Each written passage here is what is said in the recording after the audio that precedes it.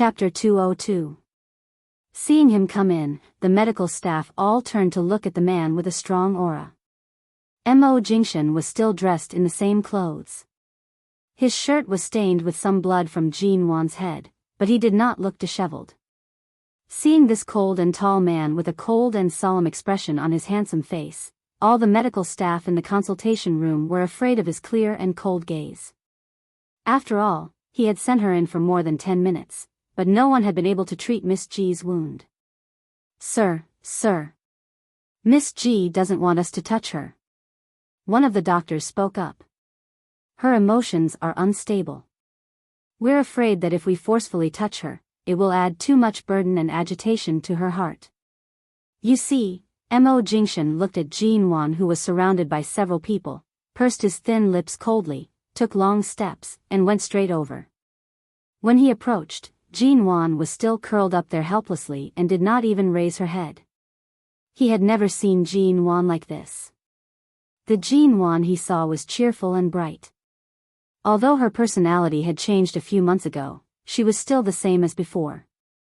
It was just that she was more rational and had more goals in life. She was still as confident and bright as ever. He had never seen her so pale, and her eyes were filled with fear, as if she was on guard against the entire world. She even curled up there, her body trembling non-stop.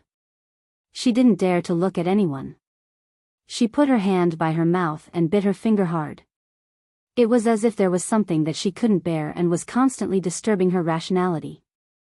Mo Jingshan bent down, carried her from the corner of the wall by the bed, stroked her back, and said softly, "You are injured. You need to see a doctor.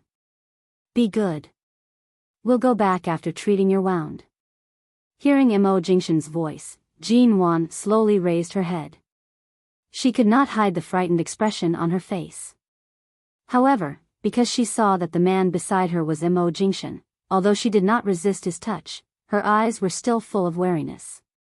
Seeing that she had become obedient, the doctor wanted to take the opportunity while she was being held by this man to clean the blood on her head with alcohol cotton. However, before he touched her, he heard the woman's low and cold voice. "Don't touch me." Doctor, sure enough, other than this gentleman, she really did not allow anyone to touch her. How much stimulation must one have gone through, and how much trust and reliance must one have on this gentleman to make him the only one who was special? Seeing that she was really afraid of other people's touch, he stroked her head and asked softly, "Do you feel uncomfortable anywhere?" She shook her head. "Does your head hurt?" he asked in a low voice. She still shook her head, but winced at the pain when his hand touched the wound on her head. Mo Jingshan didn't say more. He signaled the doctor with his eyes to place everything that could be used to treat the wound on the shelf by his hand. He then personally wiped the blood from her forehead and cheeks, and then wiped the area around her wound. Seeing that her wound was not very deep and was only a scratch caused by the cobblestone wall and did not need to be stitched up, he took the alcohol cotton and continued to wipe her wound. Although the wound was not deep, it was not small. Jin Wan's entire body trembled from the piercing pain from the alcohol cotton. However, when Mo Jingshan lowered his eyes to look at her with concern, she bit her lips hard and did not make a sound. She endured the pain and did not move. "Don't bite yourself." Mo Jingshan took a clean piece of gauze, folded it into a thick square, and placed it by her mouth. When Jin Wan bit the gauze, he continued to disinfect her wound. During this time, Jin Wan did not make a single sound of pain. However, her increasingly pale complexion revealed how much pain she was in. Finally, Mo Jingshan put the gauze on her wound and stroked her hair that was stained with blood and sweat.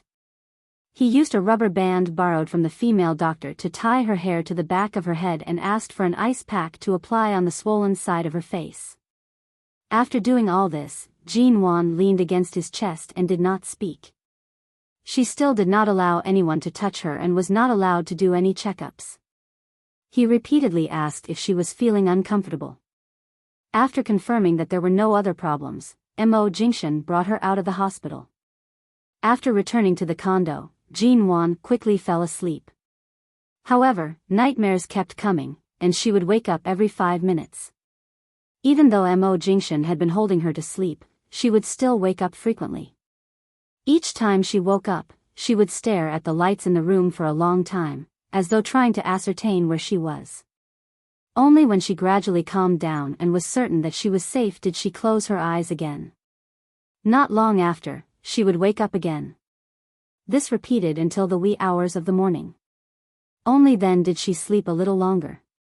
However, in her dreams, her hands were still tightly gripping onto Mo Jingshan's sleeves, as though she was afraid that he would leave her alone. In the wee hours of the morning, everything was silent. Mo Jingshan's phone vibrated by the bedside. He glanced at Jin Wan, who had slept peacefully for more than half an hour in his arms. He reached for the phone, glanced at it, and picked it up. The other party clearly did not expect him to pick up the call. After so long, he had been ignored countless times. However, this time, he actually picked up. Jing Shen. A clear and pleasant female voice came from the other end of the phone. I'm very sorry about Shui's matter. She is, after that delivery incident, I warned you not to touch Jin Wan. Did you ignore my words? The man's voice carried a chill that could penetrate one's heart. The icy temperature seemed to have pulled down the temperature in the room. The woman on the other end of the phone was about to speak when she heard him coldly say, regardless of whether it's you or anyone else in the Su family, since I've already given up on the last bit of tolerance I have for you, from today onwards, you will know the consequences of provoking me. The other party did not have time to say another word before the call was coldly hung up. Mo Jingshan tossed the phone onto the table. He turned to see that Jin Wan had begun to furrow her brows in her sleep. Her uneasy hands were tightly gripping onto his sleeves, as though she was being chased by a frightening person in her dreams. It was as though she had nowhere to run, and her entire body was tense as she slept by his side. The man's hand avoided the wound on her head and rubbed it gently. After several minutes of comfort, Jin Wan's body gradually relaxed. Her face was pressed against his chest, and her brows slowly unfurled. If it was only the incident in the bar's basement that had agitated her, it would be normal for her to feel uneasy. However, from her various actions, it was clear that the agitation she had received was not that simple. Chapter 203. Jin Wan woke up from a dream. The moment she opened her eyes, the room was filled with darkness. She rushed to touch her side. It was not a familiar environment, but it was not unfamiliar either. The moment her hand touched the bedside lamp, the lights in the room abruptly turned on. At the same time, the curtains were slowly pulled open, and sunlight shone in. The darkness in the room was replaced by a warm light. After seeing everything in the room clearly, she slowly released a sigh of relief. This was her apartment outside of T University. It was not the basement of the bar, nor was it the barren mountain village in her previous life where she could not even find a way out. She raised her hand to press against her head, recalling everything that happened last night. She was not sure if it was a dream or not, but the moment her hand touched the wound on her forehead, she immediately hissed in pain. The scene in the bar's basement filled her mind, and her eyes panicked. At this moment, the bedroom door was opened, and she subconsciously raised her head. Mo Jingshan's tall figure stepped into the warm light of the bedroom. Jin Wan's tense emotions immediately relaxed. She released the hand that was tightly gripping the blanket. I thought you were in High City. I can't go back for your birthday, but I have to come over. Mo Jingshan's gaze was clear, as though everything that happened in the bar's basement last night had already passed. He did not continue to agitate her. The man sat down by her bedside. Jin Wan instinctively raised her hand to hug his neck, burying her face in his shoulder.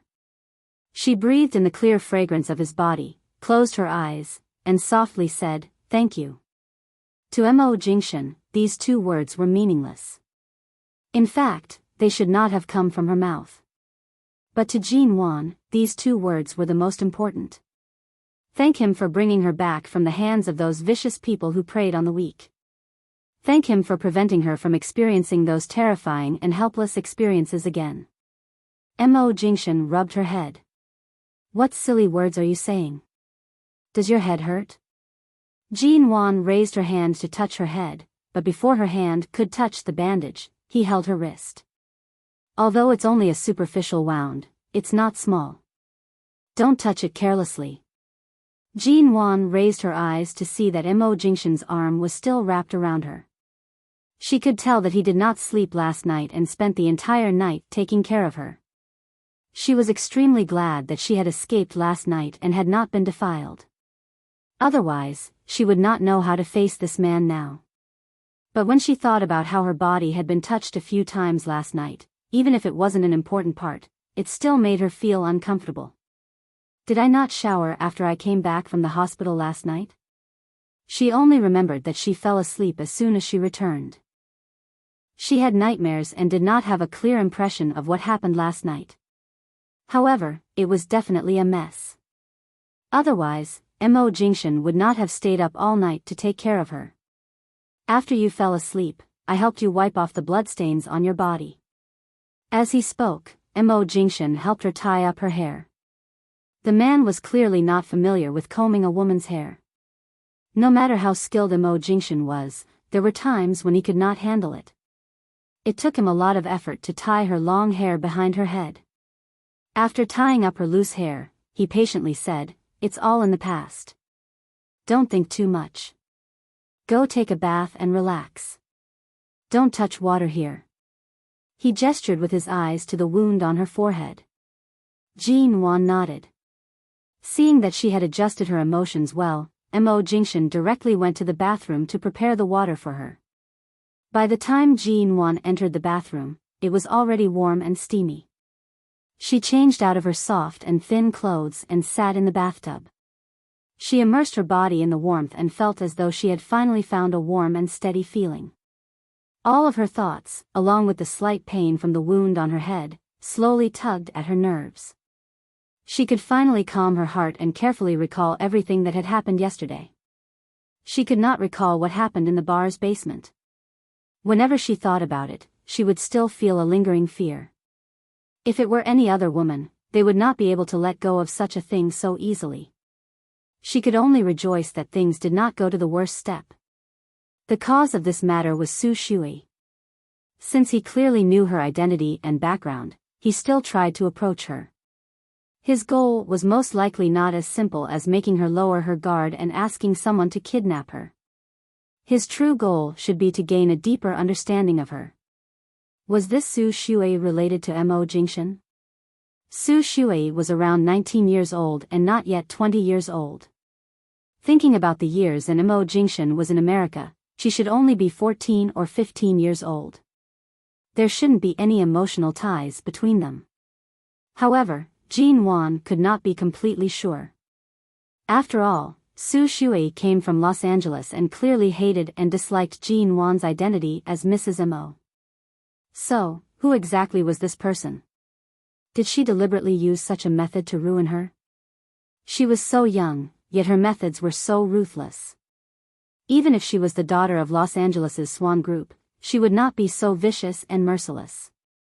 The power behind Su Shui could not be underestimated. A 19-year-old girl was so familiar with these underground bar transactions and certain shady businesses.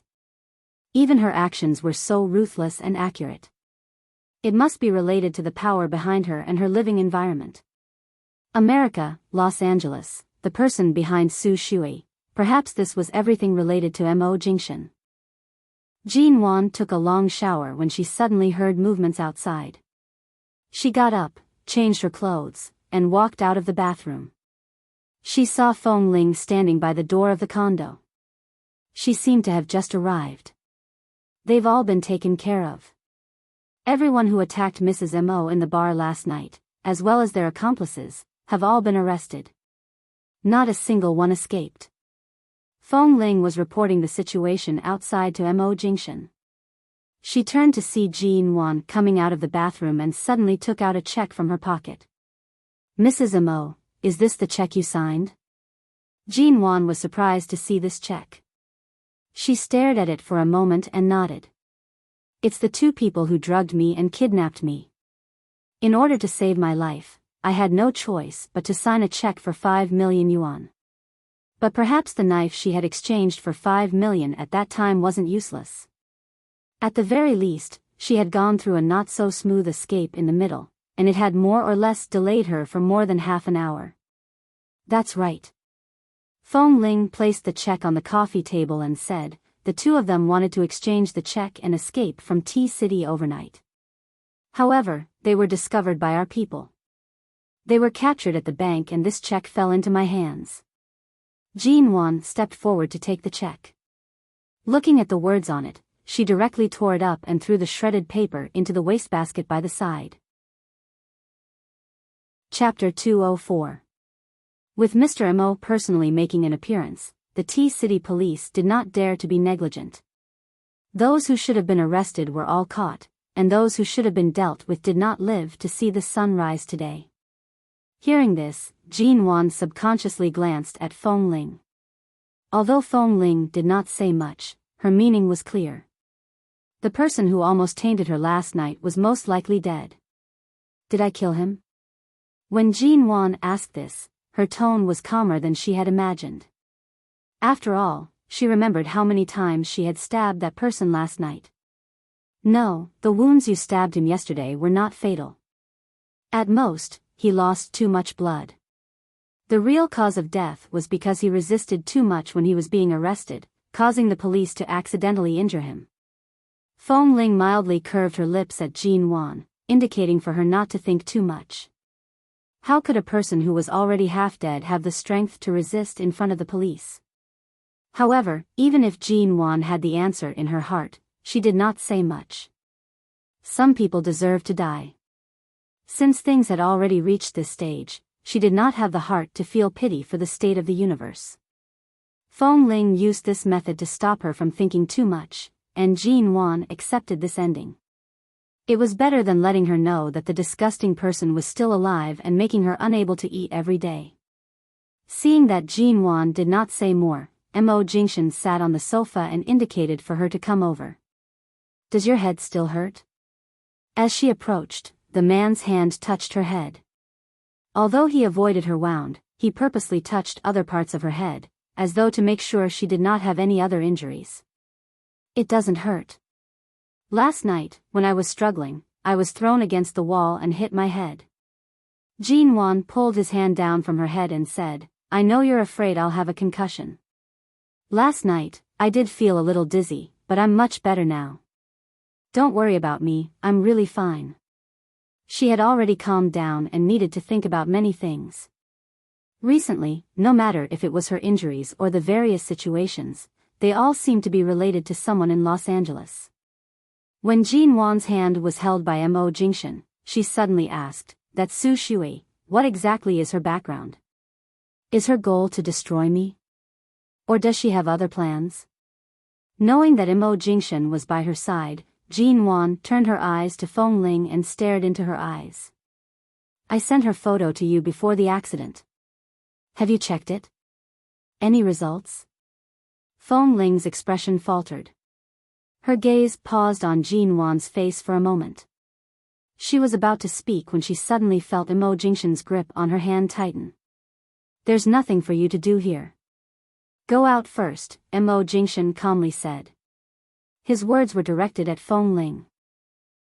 Seeing Fong Ling turn to leave, Jean Wan subconsciously tried to withdraw her hand from Mo Jingshan's, only to be held tightly by him. What do you want to ask? He looked at her, his eyes clear and calm. Jean Wan looked at him and suddenly felt a strong urge to pull her hand out of his, but Mo Jingshan didn't let go and looked at her fixedly. Let go of me first. She frowned and tried to pull her hand out of his palm several times. I won't. Jean Wan was exasperated. She wanted to be angry, but it wasn't the right time.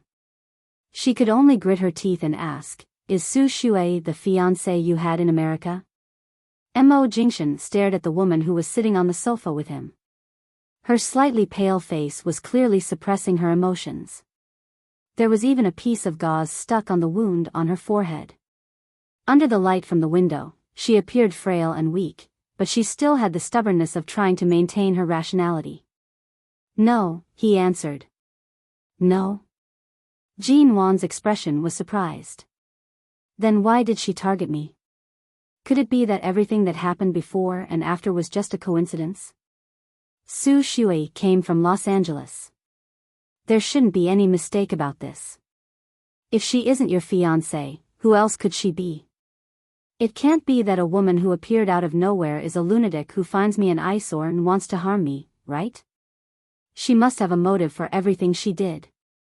After being reborn, Jean Wan was too good at enduring. After enduring for so long, she really couldn't take it anymore. After what happened last night, who could endure it? She stared at the handsome face in front of her and closed her eyes. She took a deep breath and tried to pull her hand out again, but she still failed. I don't have a so-called fiancé. At least for now, I only have you, Mrs. Mo Jingshan didn't allow her to pull her hand away. Just like that, they held hands and looked into her eyes. Things in America can't be explained in a few words, but you have to believe that from the beginning to the end, I only have you, Jean Wan, as my woman. Although my past can't be considered a blank piece of paper, no woman has ever left a mark on it that shouldn't have. I'm your husband. I am now, will be, and will always be. Jean Wan's expression still didn't soften. I'm not a domineering and unreasonable woman. I don't even care about your past and your past. I'm very realistic, so I only look at the present and what's in front of me. But the person who I've always ignored and didn't even consider deeply, has challenged my bottom line again and again. She keeps trying to find a sense of existence in me. I can't tolerate it. I know. Mo Jingshan held her hand. I'll deal with it. How to deal with it? Up until now, she didn't even know who the person hiding in the dark was. Jean Wan took a deep breath, suppressed her emotions, and said coldly in a low voice, I have a headache. I'm going back to my room to sleep. With that, she suddenly stood up from the sofa and forcefully pulled her hand out of his grasp. Without another word, she turned and walked toward the direction of the bedroom without looking back. Mo Jingshan could see that she was really angry. She was just restraining herself and did not explode. However, it was clear that she wanted to be alone and did not want to talk to him. She did not want to talk to him at all. Jean Wan directly entered the bedroom and slammed the door shut with a pang sound. She recalled the blood-stained wedding dress doll from last time and the thrilling events from last night. She wished she could dig 3 feet into the ground to find the woman hiding in the dark. Did she want to steal my man? Come on, if you have the ability, just fight me face to face. What's the purpose of hiding in the back and messing around? To drive a wedge between us? Or to make her restless? To do these things again and again to challenge her bottom line? Did he think she would be afraid? She knew she should be more rational now. She couldn't push Mo Jingshan away at this time. Otherwise, as Xia Tian had warned her, this piece of meat would be taken away without her knowing. But right now, she was really angry. Chapter 205. Not long after, there was a knock on the door. Jean Wan did not reply. She sat on the bed, holding her breath as she thought to herself. Forget it, forget it. This piece of meat was covered in gold. It was too precious and hard to guard. Whoever wanted to take it away could do so. She didn't want it anymore, all right? The door was knocked several more times. After a few seconds of silence, the man's calm voice rang out. Nuan Nuan. Jean Wan laid on the bed, covering her face with the blanket. She was unwilling to hear his voice. Mo Jingshan knew that she had locked the door from the inside. His hand futilely twisted the doorknob. He softly said, Nuan Nuan, open the door. Jean Wan did not make a sound. She buried herself in the blanket and used a silent method to respond. This woman's temper came as she pleased. There was no way Mo Jingshan would allow her to lock herself in the room like this. His tone became much harsher. Jean Wan, open the door. Hearing his heavy tone, Jean Wan abruptly sat up from the bed. She resisted the urge to throw the pillow against the door. I'm not opening it. My head hurts. I want to be alone. If you have a headache, go to the hospital. Why did you lock yourself up? Open the door. The man's voice was low and heavy. His tone was clearly colder. I'm not opening it. I'm not going anywhere. I want to sleep. Jean Wan. Mo Jingshan, I don't want to talk to you right now. Do you want to open the door yourself, or do I have to open it? Jean Wan remembered that last night in the bar's basement, he had kicked open the sturdy door. He had many ways to open the door. She was indeed unable to stop him. She hugged the blanket and laid on the bed unmoving. She decided not to speak. Let him do as he pleased. After all, he was the one who bought this condominium. If he wanted to kick it, he could. After a moment of silence, Jean Wan suddenly remembered that since he was the one who bought this condominium, he most likely had the keys to every room in this condominium. Thinking of this, she abruptly sat up and ran off the bed.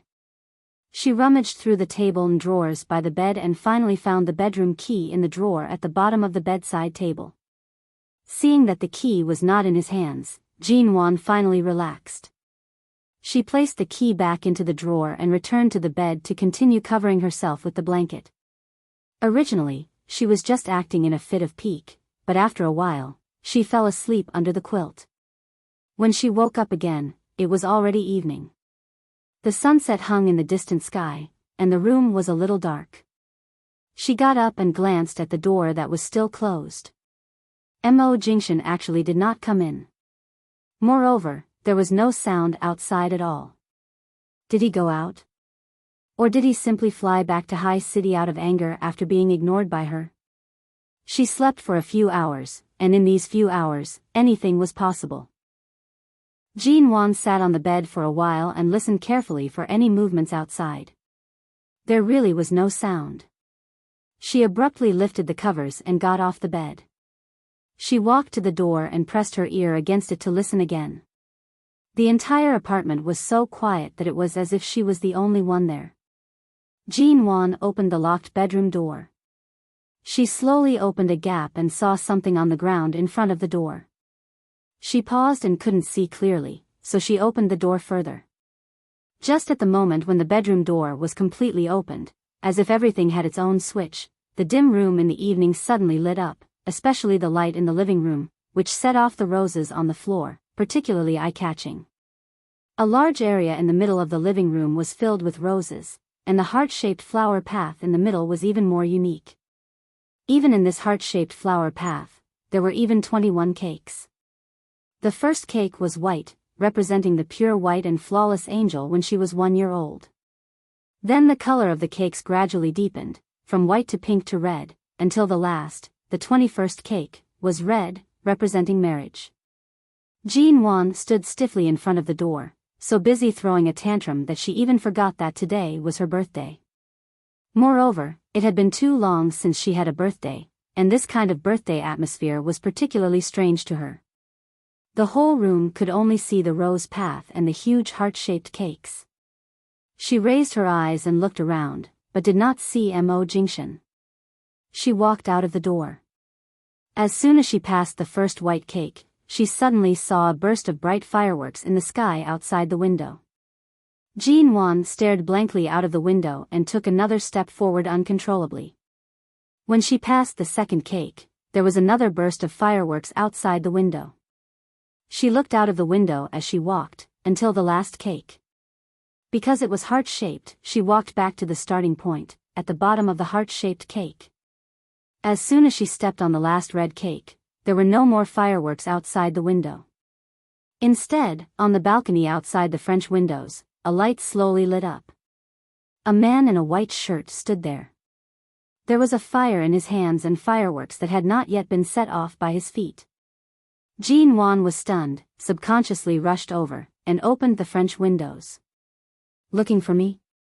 Mo Jingshan glanced at her with a calm smile, and the torch in his hand lit the unlit fireworks. Even when the bright and beautiful fireworks exploded in front of her, Jean Wan was still looking at the man standing in the fireworks. She stood there, unmoving. It was as though the entire tea city was about to be shaken by this sudden rain of fireworks. Meanwhile, the person whose birthday was actually being celebrated stood there like a fool, staring blankly. She did not even know when Immerse walked over. She only knew that the man held her hand and planted a light kiss on it, saying softly, 1-year-old Jean Wan, happy birthday. Before Jean Wan could react, the man had already hugged her and planted a kiss on her forehead. 2-year-old Jean Wan, happy birthday. Jean Wan, 3-year-old Jean Wan, happy birthday. 4-year-old Jean Wan, happy birthday. He kissed her hands, her face, her nose, the space between her eyebrows, her forehead, her ears, her cheeks, and so on. 20-year-old Jean Wan, happy birthday. When she was about to say 21 years old, the man finally planted a kiss on her lips. He did not move away but pressed his lips against hers, saying softly, 21-year-old Mrs. M.O., happy birthday. With that, he abruptly pushed Jean Wan, who was still absent-minded, against the glass of the floor-to-ceiling window. This kiss was not as light as the previous ones. Instead, it seemed to be full of possessiveness and aggression, imprisoning her firmly between the window and his chest. The kiss became deeper and deeper. When Jean Wan came back to herself, she raised her hand to block his chest, but he held her back, and his tongue, which had already invaded her body, drilled deeper into her body. Jean Wan could not push him away. She opened her eyes and abruptly bit down on his lips. Although it was not a heavy bite, the man paused and lowered his eyes to look at her. Jean Wan wanted to say that she was still angry, but she could not say it. Chapter 206. However, the man in front of her stared at her. His deep, black eyes were filled with traces of a smile. His smile was seductive, as though he was a pervert who brought disaster to the world. His Adam's apple bobbed, and he leaned down to press his lips against hers. There was no further entanglement. Instead, he licked her lips inch by inch, filling the air with ambiguity. Finally releasing her lips, he held her waist, preventing her from turning her head away. He said in a low and hoarse voice, even if I'm angry, my birthday still has to be celebrated. If I don't give you a proper explanation before midnight, won't I have another baseless accusation? Jean Wan looked at his innocent appearance and pushed him angrily. I'm not that unreasonable. That's right. You're very reasonable. Yesterday, you acted as a hero saving a damsel in distress. Today, you dare to lock me outside the door, and? That's because you weren't honest with me. Jean Wan forcefully slapped his hand away from her face. Although she was clearly moved, she still had to hold back her anger. Right now, her expression was indescribable. It was likely that it was slightly twisted, but she could not be bothered to hide it. However, she was no match for his strength. Jean Wan had already been brought into the floor-to-ceiling window.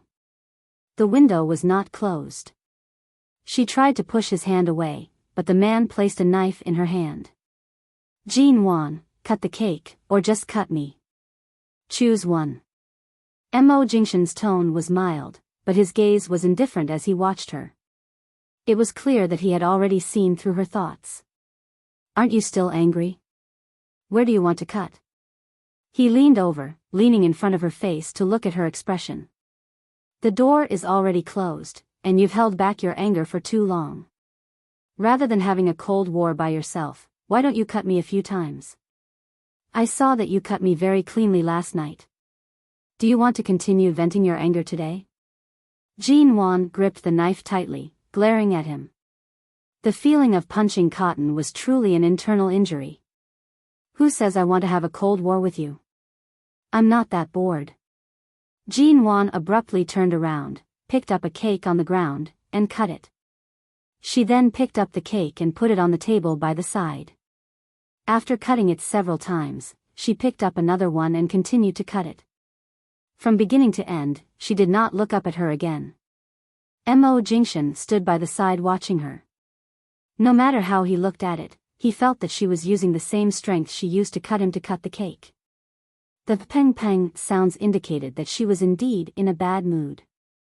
He didn't say anything and handed her the cake for her to cut.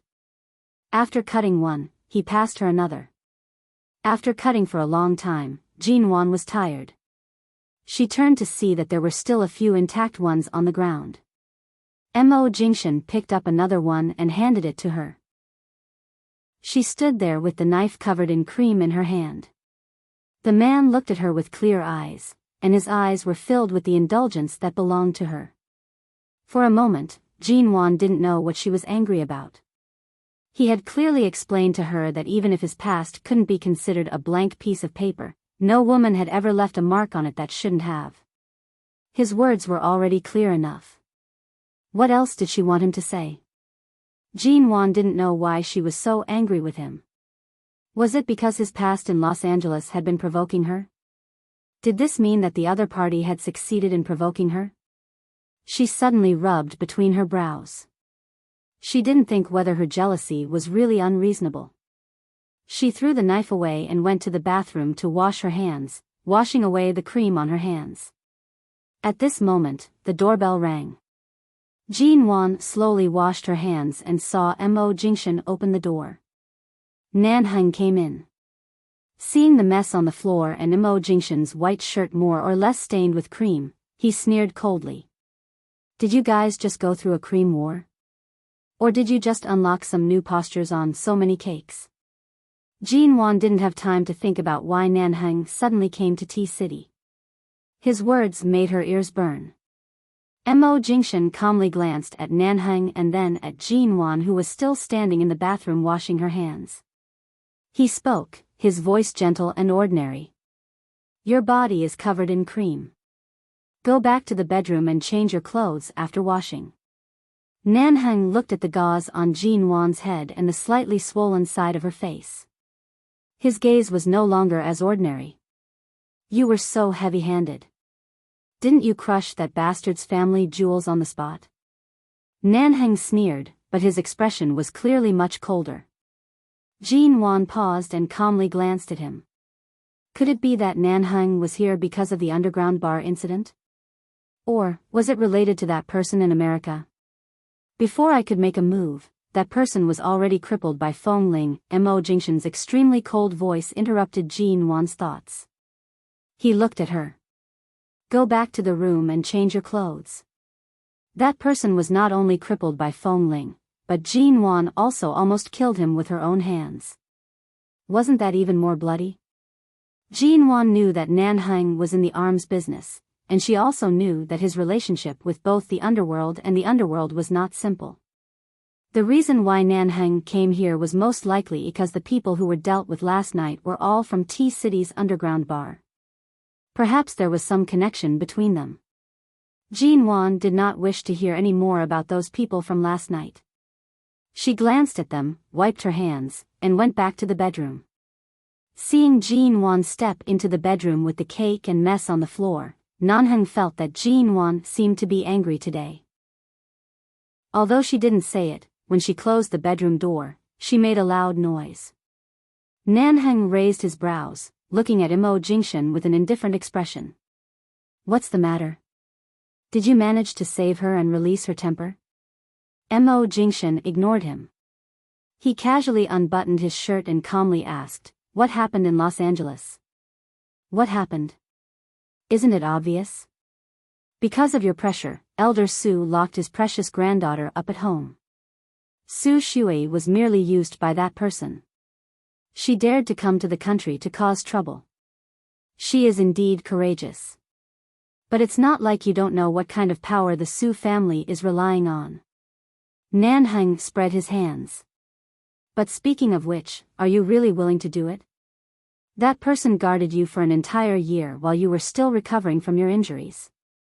There seemed to be an undercurrent surging in the air. Mo Jingshan's usually gentle face revealed a biting sharpness. His tone was cold and heavy. If it wasn't for my father's interference back then, taking advantage of the time when I was unconscious to plant such a person by my side, I wouldn't have mistaken her for my savior. Otherwise, why do you think she had the opportunity to guard me for an entire year? Chapter 207. When Nanheng arrived, it was already evening. When Jean Wan came out of the room, she saw that Nanhang had yet to leave. Thus, she casually asked Nanhang if he wanted to stay for dinner. In the end, this great sir actually agreed. At that time, Jean Wan glanced at the uncleaned cake on the floor and the mess. She wondered if there was no need for her to be so polite to Mo Jingshan's two brothers. That night, Nanhang looked at the takeout on the table, his lips twitching. So, the last time you went to Old Chin's place, you personally made a sumptuous meal, and now that you're here, you can only eat takeout? Mo Jingshan tossed the disposable chopsticks to him, indifferently saying, "Do I look like I have the leisure to make you a sumptuous meal right now?" Nanhang raised his brows, turning his gaze to the Jean Wan who had now become a good wife. Jean Wan pushed her long hair to the side, showing him the gauze on her forehead. She used a casual tone like Mo Jingshan's to say, "Do I look like I have the ability to make you a sumptuous meal right now?" Nanhang snorted, breaking the disposable chopsticks with a pa sound. He did not waste any words and directly tasted the food, raising his brows. "Fine, it's my fault for not coming at the right time and place. Thankfully, this hotel's chef's skills are not bad. It's barely edible." This was T-City's most famous hotel. It was said that the dishes were famous in the country. Yet, at Nanhang's place, it was barely edible. Jean Wan also picked up her chopsticks. After taking a bite, she felt that this man was the one who said one thing but meant another. It was clearly so delicious. She had just sat down when she saw that Mo Jingshan had also come over. She paused and subconsciously began to add food to Nanhang's bowl. "Come, eat more." She kept piling food into Nanhang's bowl. Nanhang watched speechlessly as the food gradually piled up into a small mountain, suspecting that something was wrong with Jean Wan's brain. Her man was just sitting by the side. Why was she adding food to his bowl? Was she purposely trying to disgust her man? Nanhang picked up the bowl that was piled high and glanced meaningfully at Mo Jingshan. Sure enough, he saw Mo Jingshan sitting there with an indifferent expression, as though he couldn't wait for him to finish eating and leave. "Last time on your birthday, I cut your cake and ate so much. Today is my birthday, so I should return the favor. You can cut whatever you like." Jean Wan put the knife in front of Nanhang and piled the only 4 cakes that survived out of the 21 on the table. Although it was a gradient, the last few cakes were pink to red, and they were all very bright colors. Nanhang took a look at Jean Wan, picked up the knife with a faint smile, and casually pointed at the 4 cakes. Finally, he looked at the last big red cake and the pair of dolls in wedding suits made of black, white, and red chocolate. He picked up the knife and was about to cut it from the middle. "Try cutting it." Mo Jingshan's tone did not change. When he spoke, his expression was indifferent as he coldly stared at Nanhang. Nanhang raised his brows and sneered. Jean Wan said, "I can cut it as I please." Mo Jingshan's gaze casually shifted to the other 3 cakes, meaning that if he wanted to cut it, he would cut the other 3. If he dared to cut this cake with dolls, he would definitely not live to see the sun tomorrow morning. Nanhang sneered and put down the knife. "Fine, I'm not the birthday boy. Besides, I'm really not interested in things like cakes." "Oh." Jean Wan indifferently responded. "What a coincidence, I'm also not interested in cakes recently." Nanhang smiled mockingly. "If you really don't want to eat it, I'll throw it away for you when I leave." Before he finished speaking, Mo Jingshan directly picked up the mouth of a fish from the takeaway box and threw it into his bowl, saying coldly, "Eat." Nanhang looked at the fingernail-sized fish mouth in his bowl. Did he want him to shut up? He suppressed his laughter. "Your woman doesn't plan to eat this cake at all. It's clear that the 2 of us are not interested in sweets. If you don't throw this cake away, are you going to keep it at home and seal it as a fossil?" Mo Jingshan raised his eyes and said coldly and indifferently, "Do you have a problem with me keeping it as a fossil? Don't care about him. Eat more." Jean Wan suddenly picked up all kinds of delicious food and put it into Nanhang's bowl. She raised her voice and interrupted, "What else do you like to eat?" I'll help you pick it up. Nanheng looked at Jean Wan's expression with a forced smile and did not say more. Even though he did not usually like to eat meat, he still gave her face and ate some of the food in his bowl. He gave Jean Wan another look. It went without saying that she dared to throw a tantrum with Mo Jingshan, but he did not have the ability to pick a fight with Mo Jingshan here. It was possible for him to cooperate with her and make things difficult for Mo Jingshan. The result was that Nanheng was chased out before he could finish his bowl of rice that was piled up like a mountain. Before he could eat his fill, he was almost disemboweled by Mo Jingshan's cold dagger. As if this was not enough, he even had to clean up the unfinished takeout box. In the end, Mo Jingshan even added a cold word, scram. TSK, he finally understood what Qin's sighting meant when he said they were going to torture him to the point of Stockholm Syndrome. It was indeed quite King inhumane. Tomorrow was Monday. Logically speaking, Jean Wan should return to T University to continue her classes. However, Mo Jingshan did not seem to have any intention of returning to High City. It was likely that she would be resting in the condo tomorrow. Jean Wan sat on the bed in the bedroom, holding a business management textbook in her hands. She planned to roughly read through the contents of Professor Lin's lecture tomorrow. The spacious bed was soft, and the temperature in the room was adjusted. Although T-City hadn't entered winter yet, there was the sound of wind blowing tonight. Compared to the sound of the wind outside the window, this moment of silence actually gave one a sense of tranquility and security. Whether the true sense of security came from the warmth of this room or from the man living in this condo with her, she could not be bothered to think about it. The man pushed the door open and entered, breaking the silence in the room. His long legs took steady steps as he walked towards her without saying a word. The woman who was reading on the bed raised her head. Her expression was calm, and the unhappiness from before was gone. Her voice was light and emotionless. I'm returning to T University to attend classes tomorrow. The man furrowed his brows, coldly replying, no.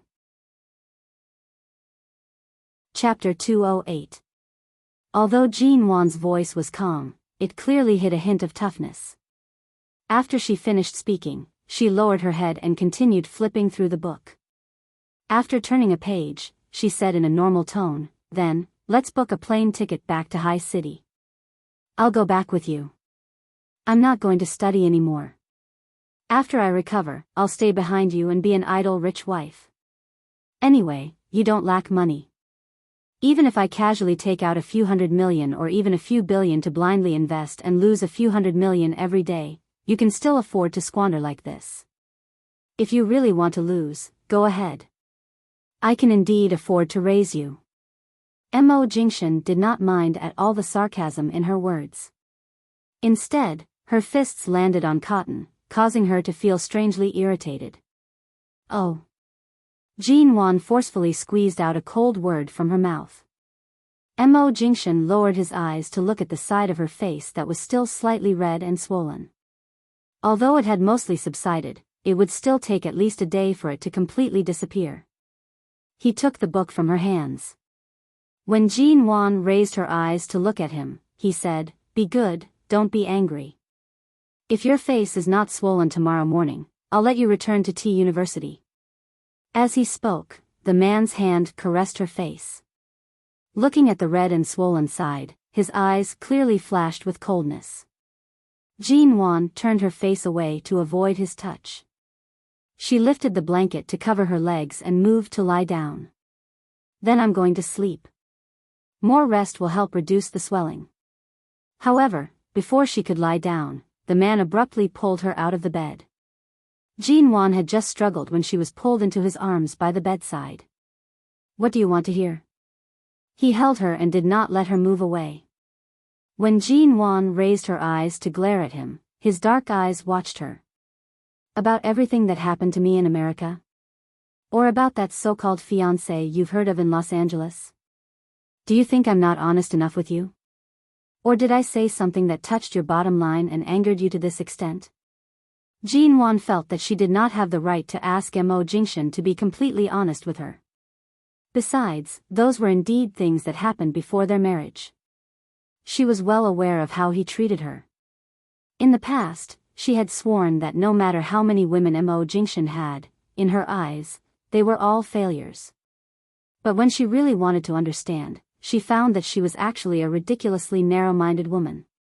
He said that no woman had left a mark on his piece of white paper. Whether there was a mark or not was secondary. The key was that such a woman did exist in Los Angeles. Jean Wan was very clear about Mo Jingshan's attitude, so it was meaningless for her to haggle over this. Did she leave a mark on his paper? Or was it just that she was his wife in this marriage? His love and pampering for her seemed to have coexisted from the first day of their marriage. Everything seemed to be so natural. What about the marks? Did she stay? Mo Jingshan often looked gentle, but Jean Wan knew very well that he was cold-hearted to those who had nothing to do with him. No one could easily influence any of his decisions and choices, whether it was his enemies in the business world or the women who tried to approach him. Anyone who tried to do anything to him was like hitting a stone with an egg.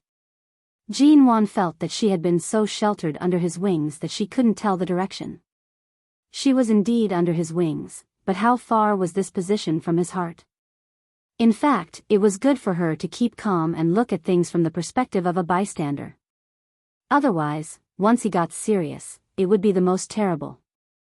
Seeing that she didn't speak for a long time, but her eyes suddenly seemed to inadvertently glance at his chest, where his heart was. Mo Jingshan pinched her chin hard, reminding her to come back to herself. Jean Wan, speak. Jean Wan came back to herself, raised her eyes, and saw that the man was patiently gazing into her eyes. How can I not be angry, En? He coaxed in a low voice. Jean Wan was also wondering why she was angry. Originally, she should have asked him why he got engaged to that woman in America, why he left America, and why he married her not long after returning to High City. But when the words were on the tip of her tongue, they became, if I didn't ask you to return to the U Garden a few months ago, if I didn't say I wanted to live a good life with you, if I didn't continue to make trouble every day for the sake of divorce, and if I really listened to Mengran's advice to commit suicide at home.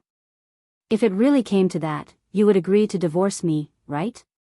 Hearing her so-called assumption, Mo Jingshan's eyes instantly turned as dark as ink, and his gaze became much colder. Once you return to America after the divorce, you'll definitely have women like In Shuyen and Ji Mengran by your side, not to mention your ex-fiancé in Los Angeles. I'm saying if you don't have me, who will you choose to spend the rest of your life with? Although she knew that once she said these words, Mo Jingshan would definitely feel that there was a big problem, but she still asked him. America. These two words had always tugged at the most sensitive nerves of her two lives. She did not want to touch it, but she could not hold it in. The man's gaze was dark as he watched her.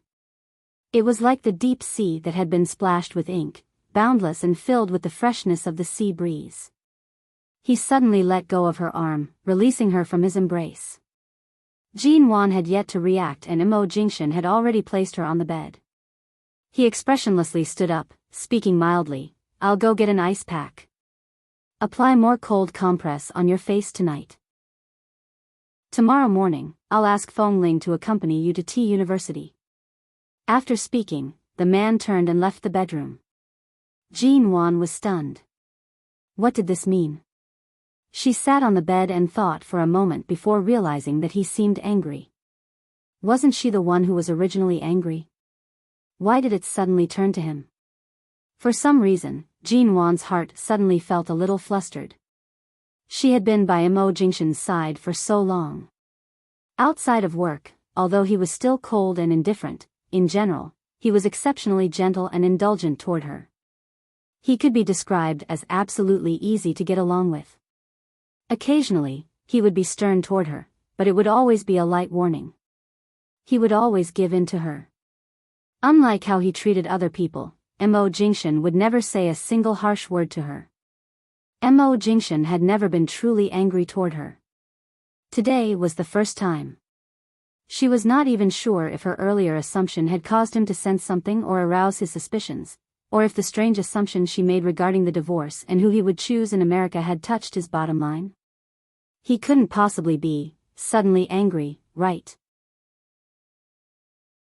Chapter 209. This was the first Cold War in a long time. Jean Wan resisted the urge to go out and take a look. She shut herself in the bedroom and refused to step out. The next morning, she took a shower in the bathroom. She saw that the scar on her face was almost unnoticeable. She only needed to put on a layer of foundation to hide it. Only the gauze on her forehead was slightly noticeable. She planned to find a nearby hairdresser to cut her fringe to cover it. Anyway, her hair was of good quality and grew quickly. When the scar on her forehead gradually faded, her fringe would grow back. It would not affect her appearance at all. The living room was quiet. Jean Wan changed her clothes and walked out. The moment she opened the bedroom door, she was met with a pair of eyes. Mo Jingshan met her gaze calmly. He sat in the living room. It seemed like he had not slept all night. Jean Wan stood by the door and watched him. He did not seem to have any intention of making a sound. If Jean Wan had not come out and seen him, who knew how long he would have sat here? Facing Mo Jingshan, the atmosphere was so heavy that she instinctively held her breath. At this moment, Feng Ling opened the door and entered. Clearly, she had received Mo Jingshan's notice to send Jean Wan back to T University today. However, the moment Feng Ling entered, she sharply sensed the undercurrent between the two of them. She stood by the door in a daze and was about to turn to leave when Mo Jingshan called her back. Send her to T University. Feng Ling paused and could only turn back. She saw that Jean Wan had already changed. Although there was a wound on her forehead, she seemed to be in good condition. However, the living room was eerily quiet. In the end, Feng Ling spoke up. Madam, Mr. Mo has arranged a temporary transfer for me in T University's business department. From today onwards, I can follow you around in school. Don't worry, I'll do my best to keep a low profile. I won't let others know that I'm your bodyguard and won't affect your normal life. Temporary transfer? Then you'll live with me in T University? Jean Wan looked at Feng Ling. Hearing that Jean Wan still planned to live in school and not return to the condo, Feng Ling subconsciously turned to Mo Jingshan, who was sitting on the sofa. The man on the sofa did not speak, as though their conversation had nothing to do with him. I'll follow wherever you live, Feng Ling replied. Jean Wan did not speak again. Her eyes seemed to inadvertently drift toward the sofa. In the past, Jean Wan didn't understand. People always said that Mo Jingshan was a noble creature who could freeze people to death just by sitting there quietly. She always felt that it was an exaggeration. She admitted that he was cold and noble, but it was too exaggerated to say that he could freeze people to death in an instant. How could he be so scary? But now, Mo Jingshan only sat there and did not say a word, but Jean Wan could deeply feel she had really offended him last night. Those inexplicable hypotheses seemed to have inadvertently touched his reverse scale. He felt as if he had plucked the fur off a tiger's head. Was what he said yesterday too much? She looked at him and was about to speak when she heard Mo Jingshan's phone ring. He picked up the call and did not look at her again. Countless words were stuck in her throat. Jean Wan really wanted to say that she did not mean it that way last night. Divorce and questioning were all her hypotheses. She had been out of her mind to cause trouble on the birthday that he had meticulously planned for him. She wanted to apologize, but after trying for a long time, as she watched his cold back view as he stood up to answer the call, she could not say a single word. After all, her anger yesterday was just a simple matter of being a little jealous and throwing a tantrum with him. But Mo Jingshan was really, really angry. She was just relying on the fact that he had always given in to her. That moment of incoherence had caused her to be caught unprepared. I still have matters to attend to at the company. I have to return to High City today. When Mo Jingshan put down the phone, he turned back to see that Jean Wan had not left. He lowered his head to look at his watch, his tone calm and unperturbed. Have Feng Ling send you to T University before 8. If you want to stay in the dormitory, that's fine. I'll have someone pack up your luggage and send it to the dormitory. If you really don't want to stay in this condo, since it's already under your name, you can rent it or sell it. Are you leaving now? Jinwon held it in but still blurted out. Mo Jingshan looked at her. Jinwon thought that he would at least say something, but in the end, the man did not say anything. He picked up his jacket and turned to leave. Mrs. Mo, it's almost time for Professor Lin's class. Feng Ling saw that Jinwon clearly wanted to chase after him to apologize but was still holding it in. She comforted her and said, Mr. Mo must have some matters to attend to at the company, so he went back today. When he finds some time in the next few days, he will definitely come to see you. Seeing that Jinwon did not respond, Feng Ling asked patiently, do you want to go eat breakfast first? Jinwon focused and turned to the kitchen. She took out the cake and cut it while saying, no need. There's still so much cake. I'll eat some and then go to Tea University. Feng Ling looked at the cake and asked in surprise, why are there only 4 left? Jinwon paused and raised her eyes to look at her. Do you know how many cakes there were here yesterday? I do. On Saturday night, I saw Mr. Mo come. I was surprised at first, but I later learned that he arrived that morning and flew over from High City overnight. He specially booked a nearby bakery and spent the whole day making 21 cakes of different sizes and colors for you. Yesterday, I sent the cakes and roses over with the bakery staff. Feng Ling saw that Jinwon's figure seemed to have been petrified and realized that she had said something she shouldn't have. She immediately stopped talking. On Friday night, he flew over from High City. On Saturday night, he brought her back from the bar and took care of her for an entire night. On Sunday night, he angered her to the point that he could not sleep. In other words, he had not slept for 3 whole days. Jinwon did not speak. She cut open the reddest cake and gently picked up the pair of chocolate figurines on top. She placed them on a plate and carefully placed them there without eating. Seeing that Jinwon had suddenly lowered her head to eat the cake, Feng Ling approached. Mrs. Mo, did you quarrel with Mr. Mo? However, the moment she approached, she saw that Jinwon's eyes were red as she ate the cake with her head lowered. Feng Ling was usually a serious and cold person. When she saw that Jinwon, who had never shed a single tear, had her eyes red as though she was about to cry but was holding it in, Feng Ling immediately panicked. Afraid that she would really cry, Feng Ling frantically passed her tissues to her. Jinwon shook her head and avoided Feng Ling's hand. I'm fine. Then should I send you to Tea University now? Chapter 210. All right. Feng Ling glanced at her once more before retreating. Jinwon recalled how she had cut the cake into pieces yesterday and how Mo Jingshan had passed it to her. Her heart felt as though it had been stung by bees. Right now, her emotions were complicated and indescribable. All sorts of feelings welled up in her heart. She wished she could rush to the airport right now to look for Mo Jingshan. But when she recalled how he did not even spare her a glance earlier, her heart felt as though it had been stung by 100 bees. After Feng Ling sent Jinwon to Tea University, Jinwon kept considering whether she should return to High City. In the afternoon, Mo Jingshan should have already landed in High City. She felt even more anxious, and her mind wandered off for a long time during class.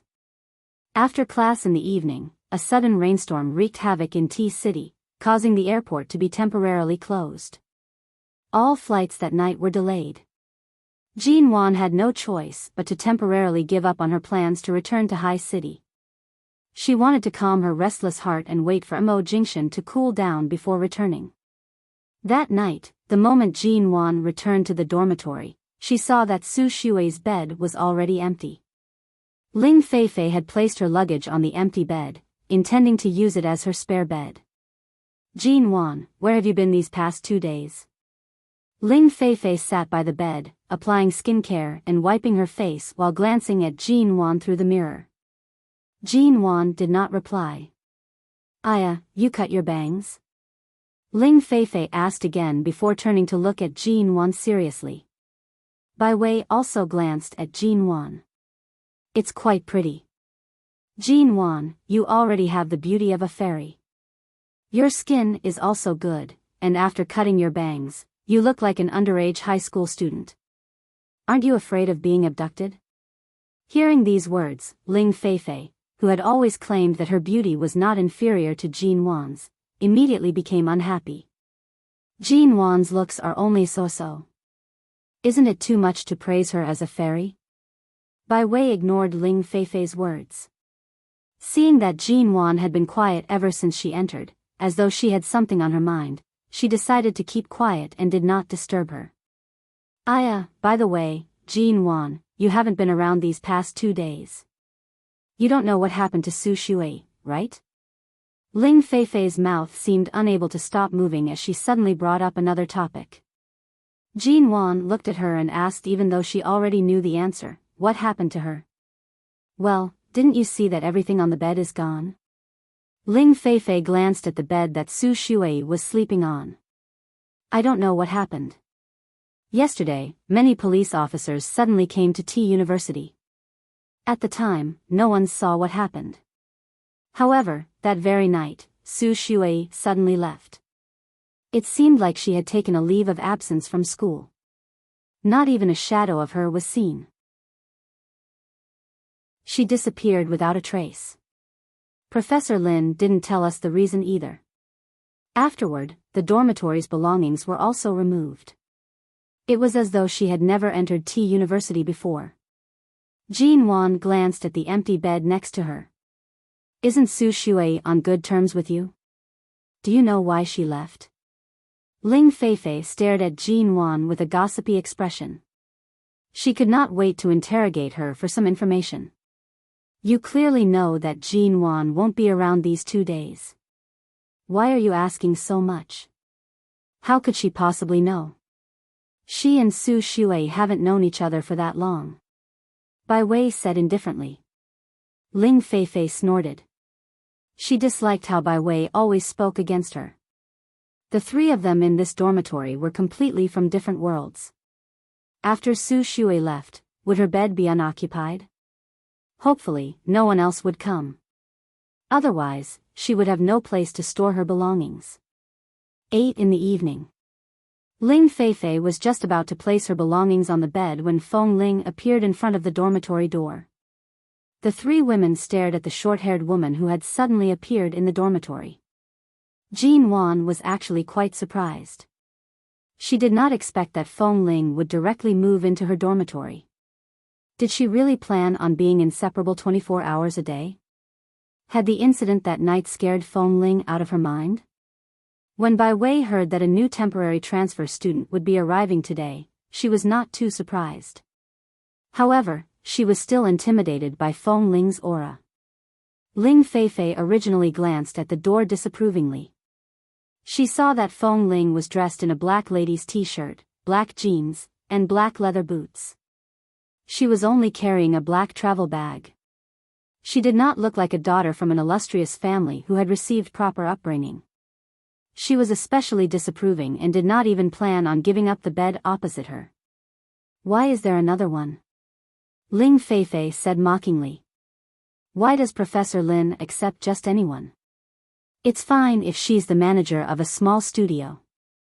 But now, even female gangsters from the underworld can learn business management from Professor Lin? Don't speak so much. Is there a need for you to comment on what kind of students Professor Lin accepts? Bai Wei frowned and reprimanded her. Ling Feifei rolled her eyes toward the door. In any case, our dormitory is already full. This bed can't be emptied either. Go live in another dormitory. She's definitely here because of Professor Lin's arrangements. Why are you trying to coax her? Bai Wei really could not stand her. Bai Wei, why are you always rebuking me? Can't you see that I have so much luggage that I don't have anywhere to put it? Ling Feifei was unhappy. Bai Wei smiled coldly. I can't stand it.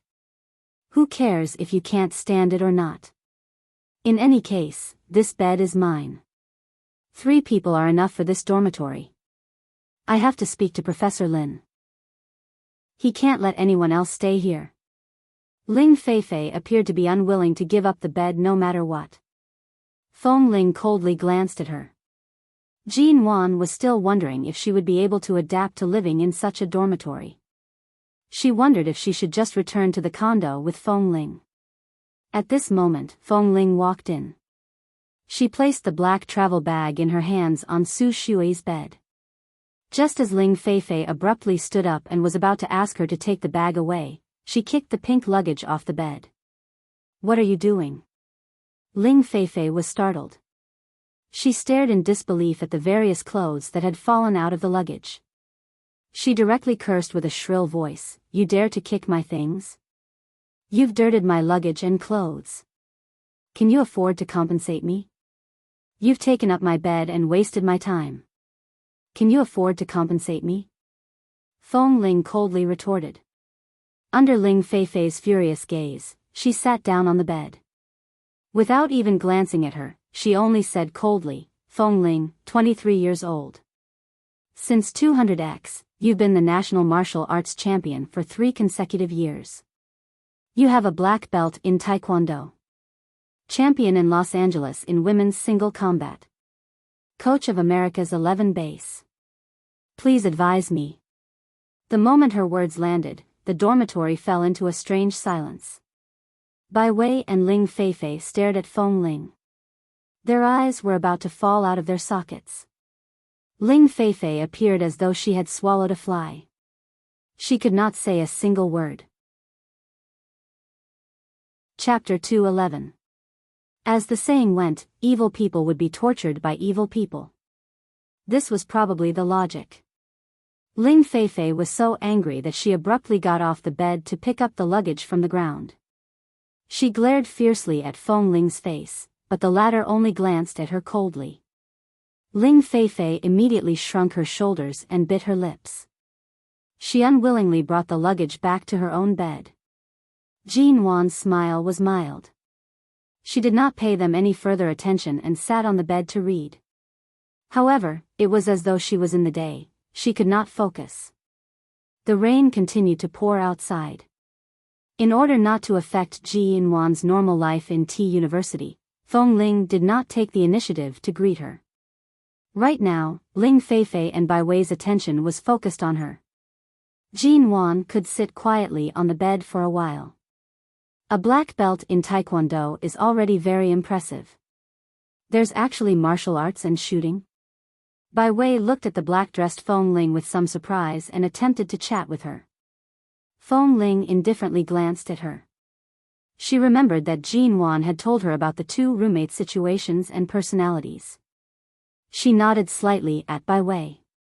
She did not look at her coldly, nor was she overly warm. It could be considered a simple greeting. Ling Feifei sat by the bed and muttered softly, "This is a female dormitory. Professor Lin actually allowed a tomboy to stay here. I'm starting to suspect her sexual orientation.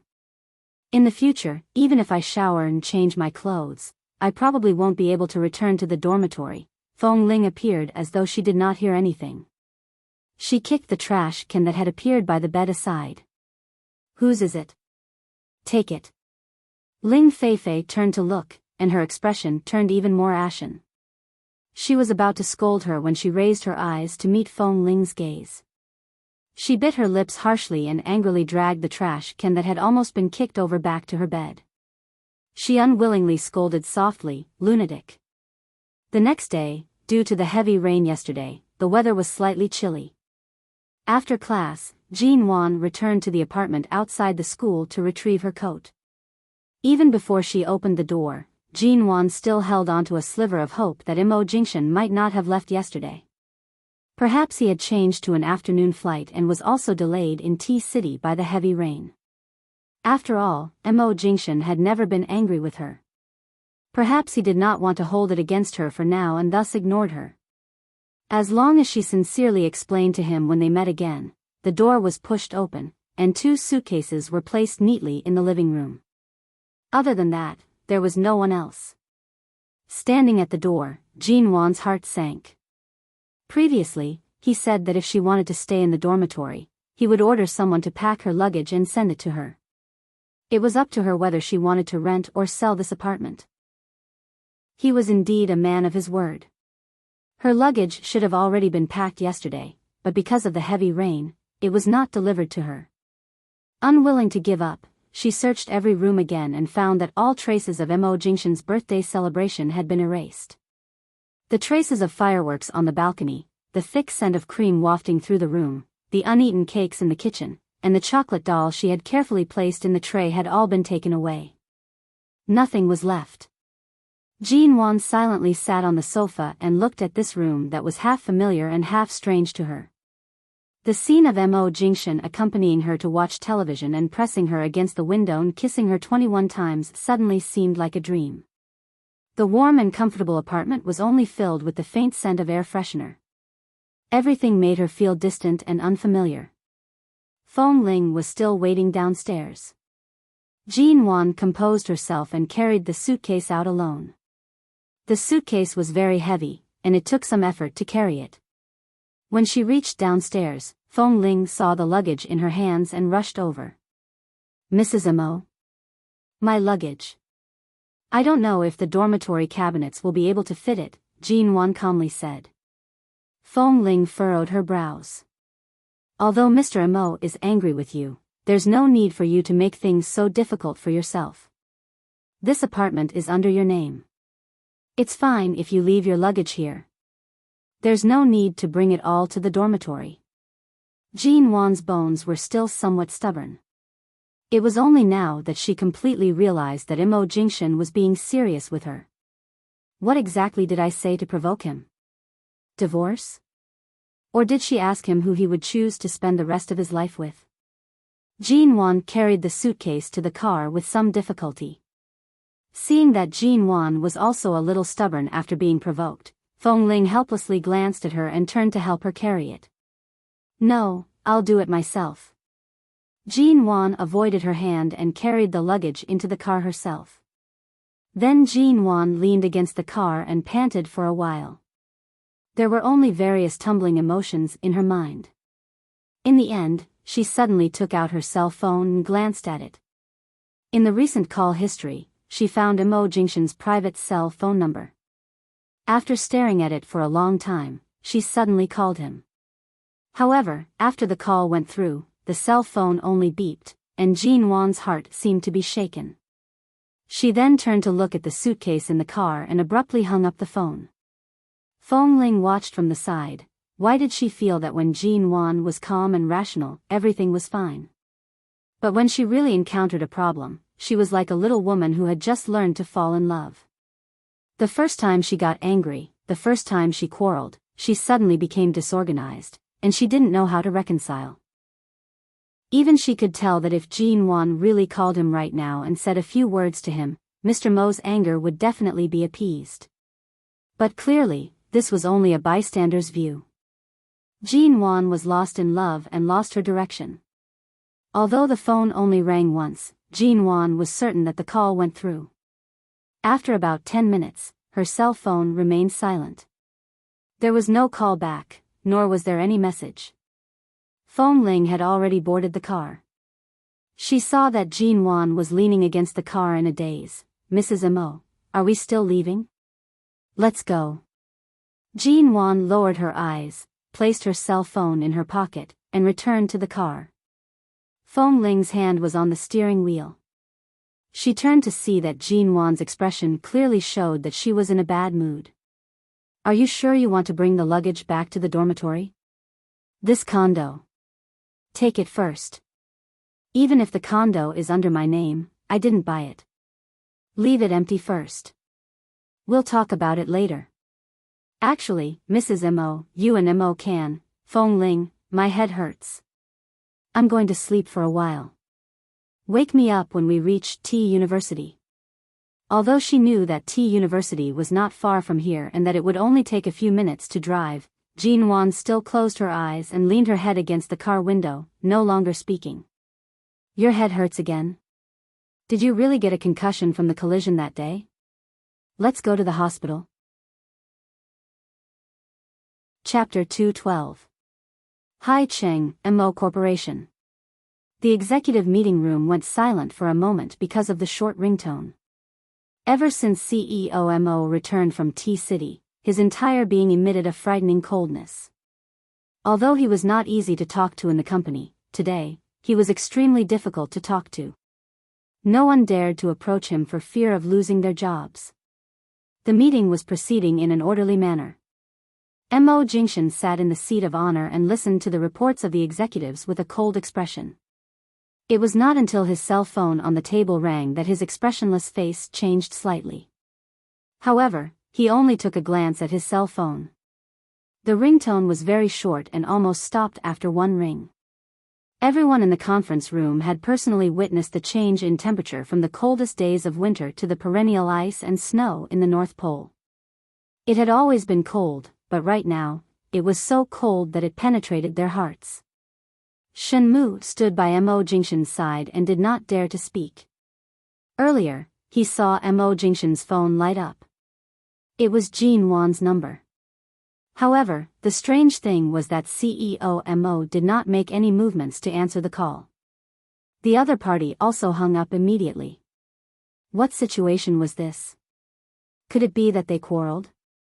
CEO Mo, should we pause the meeting and return the call? Shen Mu asked softly. No need. Continue. Mo Jingshan's tone was extremely mild. That night, at 8:00, Jin Wan packed up the things she had brought back from the condo. She did not pay attention to any of the questions in the room. Only Feng Ling remained silent as she watched Jin Wan pack up. She could tell that Jin Wan was clearly using the tiredness of packing to vent her emotions. Right now, it was better for her to do her own things. By the time Jin Wan finished packing and returned after taking a shower, it was already 9:00. Nowadays, young people were used to staying up late. Ling Feifei tossed and turned on the bed, unable to sleep. She said, Professor Lin is really too strict.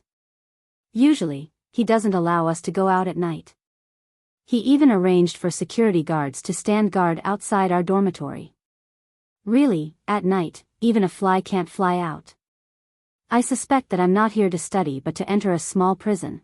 Professor Lin is being cautious. Everyone in the management class has a high status.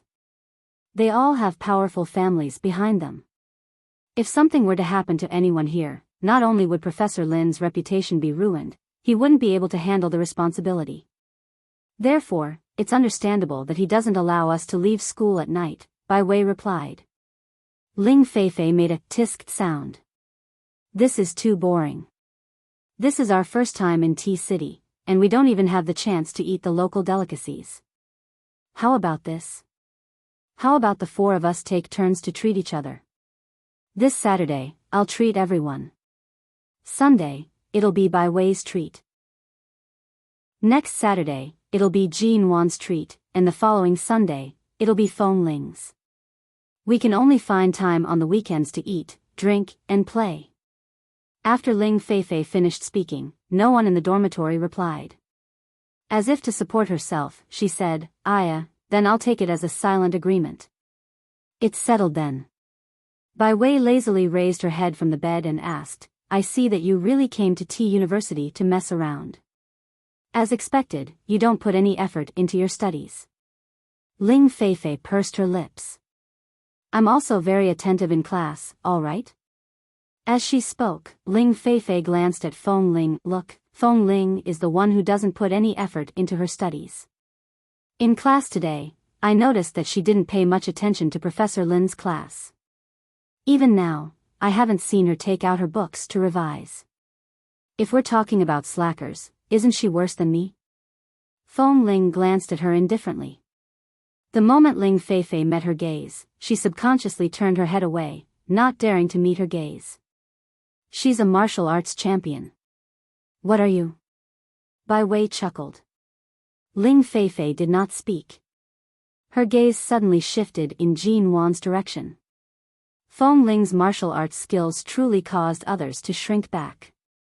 It was best not to provoke her. Bai Wei was an executive who had experienced many trials and tribulations in a large company. If they really wanted to compete in verbal skills, she could not compare to Feng Ling. On the other hand, this Jin Wan always appeared quiet and unconcerned. I say, Jin Wan, you spend the most time revising every day. What's the point? Isn't it just a small real estate studio? What big development can there be? No matter how much you learn, you'll only be able to manage tens of people. I feel that it's a waste of time for you to learn management from Professor Lin. Jin Wan had originally planned to sleep. When she heard these words, she did not turn around to look at her. She only casually replied, a small studio is also a work organization. Good business management will have the same effect on a company with tens of thousands of people or a studio with tens of people. I think what you should do is think of a way to hug onto someone's thigh and get them to invest tens of millions of yuan in your studio. It's more important to raise the standards of your own studio. Otherwise, how can such a small studio be presentable? At this moment, Feng Ling suddenly glanced at Ling Feifei coldly. Do you like to meddle in other people's business? Ling Feifei was confused. I meddle in Jin Wan's business. What does it have to do with you? Long-winded. Feng Ling expressionlessly rolled her eyes. Right now, it's time to rest. Maintain silence, understand? You. Ling Feifei abruptly sat up, glaring at her. However, Feng Ling coldly picked up her earphones and put them on. She did not even look at her. The dormitory was very quiet. No one paid her any attention.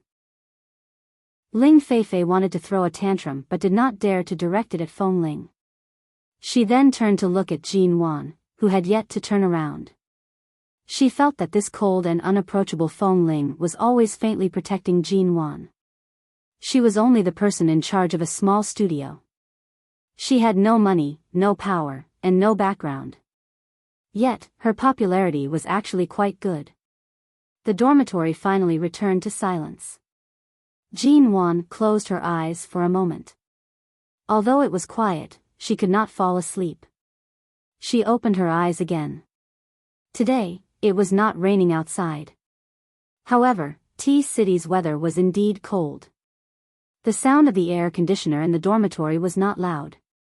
However, in such a quiet environment, it was especially obvious. The whooshing sound made it difficult for one to fall asleep. The lights in the dormitory were also turned off at 9:30 p.m. Jin Wan picked up her phone in the darkness and opened the screen to take a look. There was still not a single call. There was not even a single text message. In the darkness, the brightness of the phone screen was slightly blinding. Jin Wan opened up her recent call history and looked at the call she had made to Mo Jingshan in the morning. She was sure that she had really made the call. However, even now, several hours had already passed. Her phone remained silent. She confirmed that her phone was not broken. She also sent a text message to check the balance of her phone, proving that it was still working. Jin Wan pressed down on the screen to turn it off. Not long after, she turned it back on. She repeated this for a long time. Chapter 213. Jin Wan's phone, which originally had quite a bit of battery, was constantly switched on and off until it ran out of battery. Although Feng Ling was wearing earphones, her gaze was focused on this side. She wanted to say something and have Jin Wan call Mo Jingshan to stop this stalemate. However, seeing Jin Wan's expression, she thought about it and decided not to say anything. On the weekend, Ling Feifei insisted on treating everyone to a meal.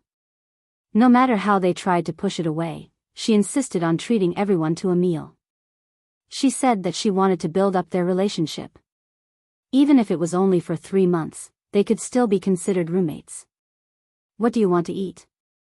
Ling Feifei saw that Bai Wei and Feng Ling were ignoring her and decided to hold Jin Wan's arm to ask. Jin Wan originally wanted to avoid her, but this Ling Feifei was too clingy. Furthermore, they would be living together for more than 2 months. No matter what, she did not want to make things too awkward on the surface. Thus, she did not move and casually said, "Anything is fine. Anything is fine. There's an Italian restaurant near T University. I heard that the boss is a famous chef with 3 Michelin stars. How about I treat you guys to that restaurant today? Sure. Anyway, you're treating. You can decide what to eat. I don't mind. Bai Wei was more casual. Feng Ling saw that Jin Wan's attitude had always been very tolerant. She guessed that Jin Wan had always treated Ling Feifei as a spoiled and immature young lady and could not be bothered to fuss over it. She did not bother with these matters. Since Jin Wan did not reject, Feng Ling could only casually reply, whatever. Seeing that everyone had agreed, Ling Feifei said, then it's settled. This time, I'll treat you guys. There's no need to fight with me over the bill. Just do as I said earlier. We'll take turns. Next time, you guys can treat me to a better meal. After coming to Tea University, this was the first dormitory gathering. Although they were not too enthusiastic, they still gave each other some face. When Ling Feifei treated them, the Italian restaurant they went to cost about 1,000 yuan per person. The 4 of them spent more than 5,000 yuan. And this was after everyone allowed Ling Feifei to order whatever she wanted. They barely ate much, but it was already very expensive. The next day, Sunday, Bai Wei invited the guests back. She took them to another very famous sushi restaurant in Tea City. In recent years, sushi had become very popular within the country. The price and quality varied, but this place was indeed not bad. It was a high-end and luxurious restaurant, and the few of them spent $6,000 to $7,000. Every time they ate, Ling Feifei would be very lively. She would always try to find a topic to talk about, but no one would pay attention to her. She would always pick on Jin Wan. After all, in her eyes, Jin Wan was just a small character. When she was happy, she would hold her arm as her roommate. When she was unhappy, she could casually poke at her. However, every time, Bai Wei and Feng Ling would speak up to defend her. If it was only Feng Ling who defended Jin Wan, they might have suspected something. However, even Bai Wei always stood by Jin Wan's side. Ling Feifei could not find fault with them and could only tease them from time to time. She then smiled and said that she was only joking. Right now, if it weren't for the fact that Jin Wan did not take Ling Feifei seriously and did not care about them at all, with her original temper, she would definitely make Ling Feifei cry and go home to find her parents. Since it was not important, she could not be bothered with it. In any case, she was indeed a spoiled rich young lady. A week later, on Saturday, it was Jin Wan's turn to treat. Ling Feifei sat in the dormitory room and suddenly asked, "What are we eating this week?" The other 3 people in the dormitory had almost forgotten about this agreement. After all, it was only a meal. Who would really need to remember the rules? Ling Feifei turned to look at Jin Wan. Jin Wan, it's your turn to treat today. It did not matter to her whether she was treating or not. Jin Wan did not care about such things. However, it had been more than a week since she communicated with Mo Jingshan. They did not even exchange a single phone call. Right now, she did not appear to have changed much, but her heart was actually heavy. She could not muster up any other interest. "What do you want to eat?" she casually asked. "I've already tasted the skills of the Michelin star chef from the Italian restaurant. I've also tried the most famous sushi restaurant in Tea City. How about we eat seafood this week? Previously, I saw on the internet that many of the oysters shipped from overseas are of superb quality. They're big and delicious. Let's go eat a seafood feast." "You're really demanding an exorbitant price." Bai Wei mocked from the side, "Don't tell me you're tempted by the seafood restaurant you heard about a few days ago? You've always wanted Jin Wan to treat us there." Ling Feifei ignored her, continuing on her own. "It's the one I heard about previously. How about we go there to eat?" Jin Wan calmly glanced at her. "Up to you." That seafood restaurant's prices were indeed not low. For the 4 of them to eat together, and it was a seafood feast that Ling Feifei had specially ordered, it would cost at least 10,000 yuan. Although none of the people in this dormitory lacked money, Ling Feifei did not live the life of a commoner. She never ate anything that cost tens or hundreds of yuan. Whenever she went out, she would either eat a palace set meal or eat expensive, flashy, but impractical, luxurious food.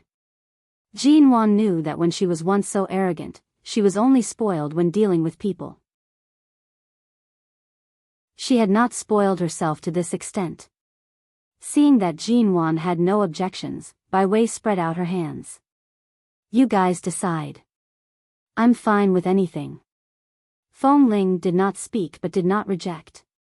In the end, the few of them went to the seafood restaurant that Ling Feifei insisted on eating at. The moment they sat down, they originally agreed to order a seafood feast. However, after ordering, Ling Feifei said that she did not feel like there was a main course and that seafood was not enough. She tugged the waiter over and ordered many other dishes. That's enough. This is enough for us. How much can a few women eat? Do you still want to order? Bai Wei said. I already said that I want to eat oysters. Although this restaurant's oysters are expensive, they were all flown in from overseas. They're especially fresh. It's rare for us to come here, so we have to eat our fill. Ling Feifei ignored her and continued to order what she wanted. Jean Wan placed her phone on the table and only occasionally chatted with Bai Wei. Her gaze occasionally shifted to the phone that had remained silent for more than a week. Occasionally, she would retract her gaze and look toward Ling Feifei, who was seated opposite her, still talking to the waitress. After ordering, all the food was served. Bai Wei could not help but complain when she saw that aside from the set meal, there were so many dishes. You ordered so much. If you have the ability, eat them all. Aren't there 4 of us? Besides, Feng Ling practices martial arts. You must eat a lot, right? Ling Feifei turned to look at Feng Ling. Feng Ling did not even raise her eyelids. She coldly said, I'm allergic to seafood. You guys eat. I'll just order a bowl of noodles. Chapter 214. Bai Wei immediately mocked. She glanced at the embarrassed Ling Feifei. Remember to finish it all. If there's too much left, it'll be too much. Anyone could tell that she was trying to trick Jean Wan. She clearly could not finish it, yet she still ordered so much. In the end, she really could not finish it. Not to mention the extra dishes, even the seafood feast set meal was only half eaten. Bai Wei watched Ling Feifei mockingly the entire time. Ling Feifei coughed but did not speak. Are you all full? As the one treating today, Jean Wan did not eat much. After taking a sip of fruit juice, she calmly asked. I'm full, but there's so much left. What a waste, Bai Wei said. It's fine. Seafood isn't suitable for takeaway. There's nothing we can do about the leftovers, Jean Wan calmly said. She stood up to pay the bill. As expected, Ling Feifei did not have any good intentions. The dishes she ordered later on were all more expensive than anything else in the set meal. Who could imagine that 4 women with small appetites would spend more than 20,000 yuan on a meal in a seafood restaurant? Even someone like Mo Jingshan, with his wealth, would not exaggerate to such an extent. Whenever he brought Jean Wan out to eat, he would only choose what she liked. He did not care about the price. Even if it was tens, hundreds, or even thousands of yuan, it was fine as long as it was clean and tasty. Today, Jean Wan had truly broadened her horizons. However, no matter how expensive this seafood restaurant was, it could not possibly have such a price. In the end, it was only because Ling Feifei had ordered the most expensive dishes that it exceeded 20,000 yuan. Jean Wan first went to the bathroom. When she came out, she saw that Ling Feifei had come out. Seeing that Jean Wan did not immediately pay the bill, Ling Feifei said in amusement, It seems like you really ordered quite a lot today. It should be quite a lot, right? Did you bring enough money? Do you have enough left on your card? Jean Wan glanced at her. Before you ordered, you didn't even consider if I had enough money. Are you planning to pay for me now? Ling Feifei immediately smiled mockingly. We agreed that you'll be treating today. I've already treated you. How can I treat you again? If you really can't afford it, you can discuss it with the owner of the restaurant and see if you can pay on credit. After speaking, Ling Feifei smiled as she picked up her bag and headed to the door to wait. Clearly, she did not plan on standing with Jin Wan. She did not want to embarrass herself if Jin Wan really wanted to buy on credit. Bai Wei, who had also walked out from behind, heard their conversation and approached to ask, Jin Wan, do you really have enough money? Jin Wan smiled. Don't worry. Wait for me outside. Bai Wei wanted to offer to help Jin Wan pay for it, but seeing from Jin Wan's expression that she did not need their help, she did not ask further. She only glanced at her with concern. The waiter at the counter heard their conversation and looked at Jin Wan suspiciously. Miss, do you really want to pay on credit? We don't accept credit here. If you don't have money, you can ask your friend to pay for it.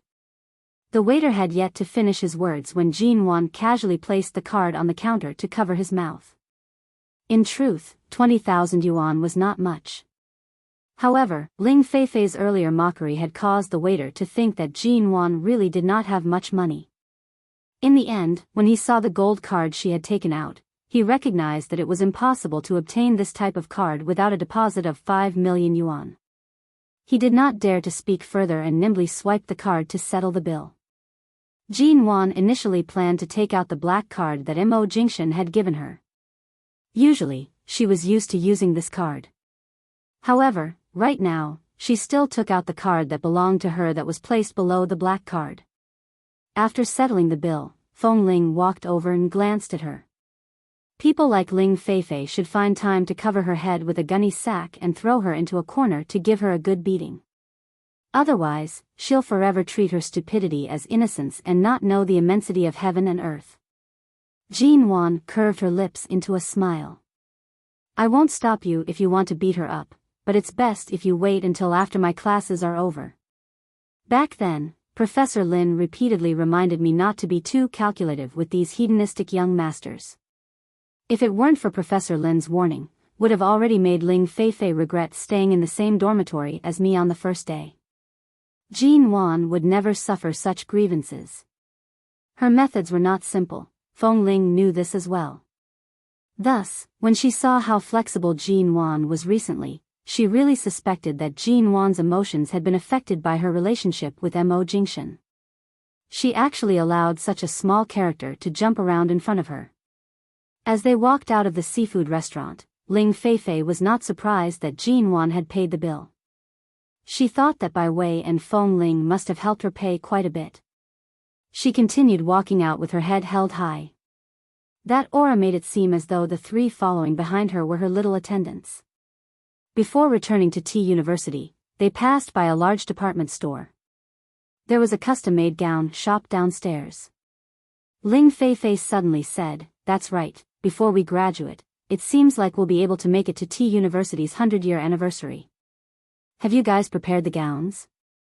Bai Wei calmly replied, "There's still 2 months before the anniversary. What's the rush? Since there's a shop here, let's go in and take a look." Ling Feifei took the initiative and walked in. Feng Ling had already lost her patience with this rich young lady. She frowned as she stood outside the door. However, since they came out together and there was still some distance from T University, they still entered. Women naturally had no resistance to gowns. Initially, Bai Wei did not want to look, but after entering, she discovered that the gowns here were indeed not bad. Thus, she walked in with Ling Feifei. A staff member poured several cups of water and placed them on the coffee table in front of the sofa. Feng Ling sat on the sofa and did not leave. Bai Wei and Ling Feifei went to another high-end gown viewing area. Jin Wan sat on the sofa and glanced out the window. When she saw a black ghost speeding by, her gaze faltered. However, that ghost was not a limited edition model. The license plate was also not one she was familiar with. It was merely a ghost brand, and there were many similar cars in this city. However, the one she was most familiar with would never appear in this city. Jean Wan took a sip of water and placed the cup down. She stood up and said, "I'm going to walk around." Feng Ling glanced at her and subconsciously wanted to follow her. However, when she saw that Jean Wan was only casually walking around the shop, she gave up on following and continued to sit on the sofa without moving. This shop could be considered T-City's flagship store for custom-made gowns. The designs of the gowns were all extraordinary, and the prices were not low. Jean Wan walked in front of several fixed models. She saw a gown that was meticulously made of silver thread and raised her hand to gently touch the silver thread. Chapter 2:15. Due to the Ji family's status in High City, be it in terms of wealth or power, they were all considered high class. Although Jean Wan showed off her abilities in the upper class, she had always believed in one principle: when she was outside, or in front of people who did not understand her, the best way to protect herself was to not expose her wealth. After coming to T-City, she did not wish to bicker with these kinds of people too much. Another reason was to seek peace and quiet, preventing others from inquiring about all sorts of things. However, at this moment, her hand had only just touched the corner of the silver-threaded gown. When an employee by the side heard Ling Feifei's words, she subconsciously reached out and forcefully pushed Jean Wan's hand away. Jean Wan looked at this gown that was not considered high-end in her eyes. She then expressionlessly turned toward the employee. "This gown is worn by a model. Isn't it placed here for the customer to see? If it can't be touched, why place it here? There's no touching sign on it. Who gave you the right to push away a customer? Your guts aren't small." The employees in this gown store had all gone through a series of professional training. This employee had truly been rash earlier. The moment she met Jean Wan's cold gaze, she immediately regretted her actions. But being scolded in front of everyone, the shop assistant was still a little displeased. She said, "Miss, this is the treasure of our shop. The price is at least 1 million. The one you touched just now is also the most expensive one in this series. Of course, you can't touch it carelessly. If you break it or dirty it, you really can't afford to pay for it. This is an annual fashion show in Paris, France. It was just sent over from France and was only placed here this morning. We haven't had the time to put up the no touching sign." The employee's confidence naturally stemmed from Ling Feifei's words earlier. She was certain that Jean Wan, who was dressed simply, would not be able to afford it. When Ling Feifei heard these words, she immediately approached. She looked curiously at the silver-threaded gown and could not help but reach out to touch it. "This one is indeed very beautiful. Can I try it on?" The shop assistant, who had just said that they did not have time to hang up the no touching sign, saw Ling Feifei's actions and did not stop her. Instead, she smiled even more cheerfully and said, "Yes, miss, please proceed to the VIP changing room inside. Our shop assistant will help you try it on." As he spoke, the employee no longer paid any attention to Jean Wan, who did not have the slightest sign of a famous brand. He eagerly pulled the other employees along to serve this Miss Ling, who looked like a tycoon at first glance. Bai Wei coldly glanced in Ling Feifei's direction and walked to Jean Wan's side to comfort her. "This young miss is probably born with her eyes on the top of her head. She's asking us to accompany her for a meal and to shop with her just to flaunt her wealth and let us see her illustrious family background. Ignore her." At this time, Jean Wan glanced at Feng Ling, who was looking at her.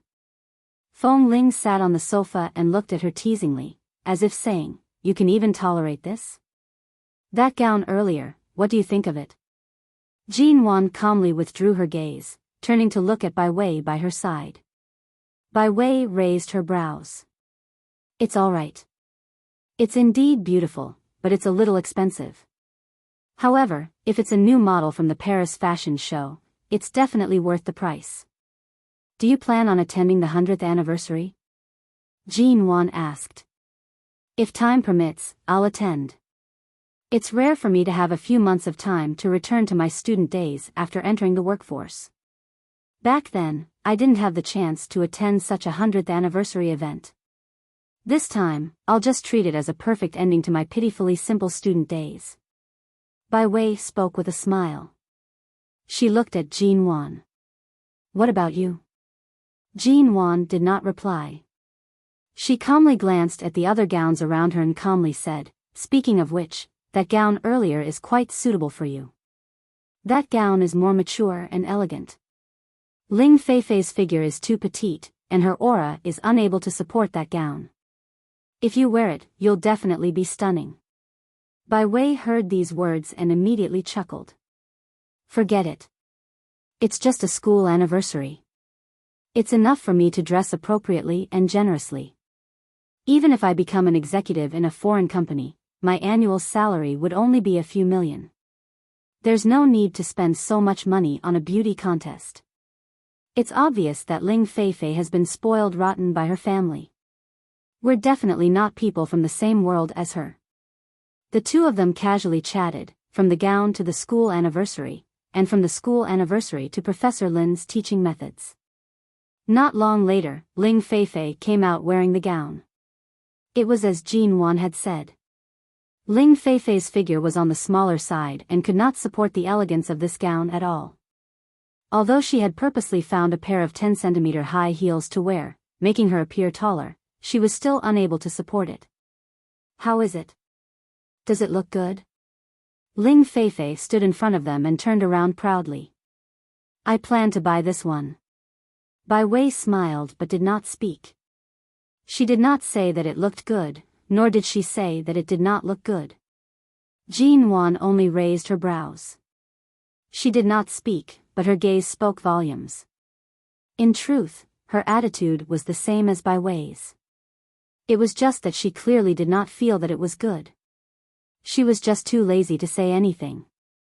However, the employee who had pushed Jin Wan earlier intentionally observed Jin Wan's expression.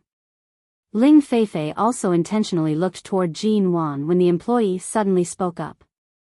Miss Ling, it's best if you don't ask them. Some people are born to be envious of others. There's no meaning in asking like this.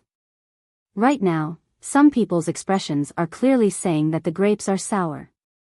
They definitely won't say that it looks good. That's right, that's right. The other employee, in order to quickly sell this most expensive gown and earn a generous salary, also chimed in. You can't afford it yourself, but you don't want others to buy it? What kind of gaze is that? It's as though Miss Ling's beautiful gown has pierced your eyes. Miss Ling, what kind of friends do you have? They're just roommates. They can't be considered friends.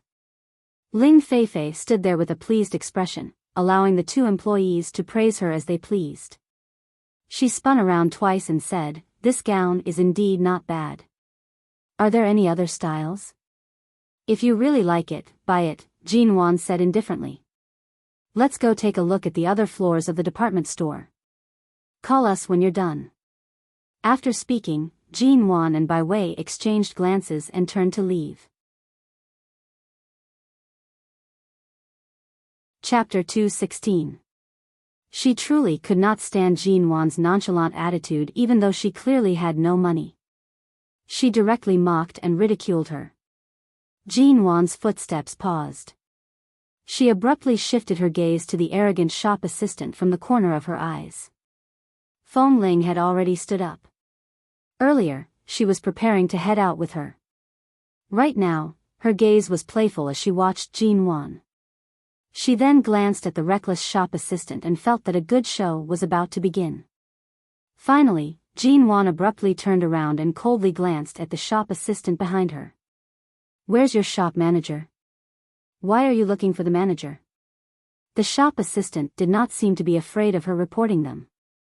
She continued to sneer and say, our manager isn't here to serve idlers like you.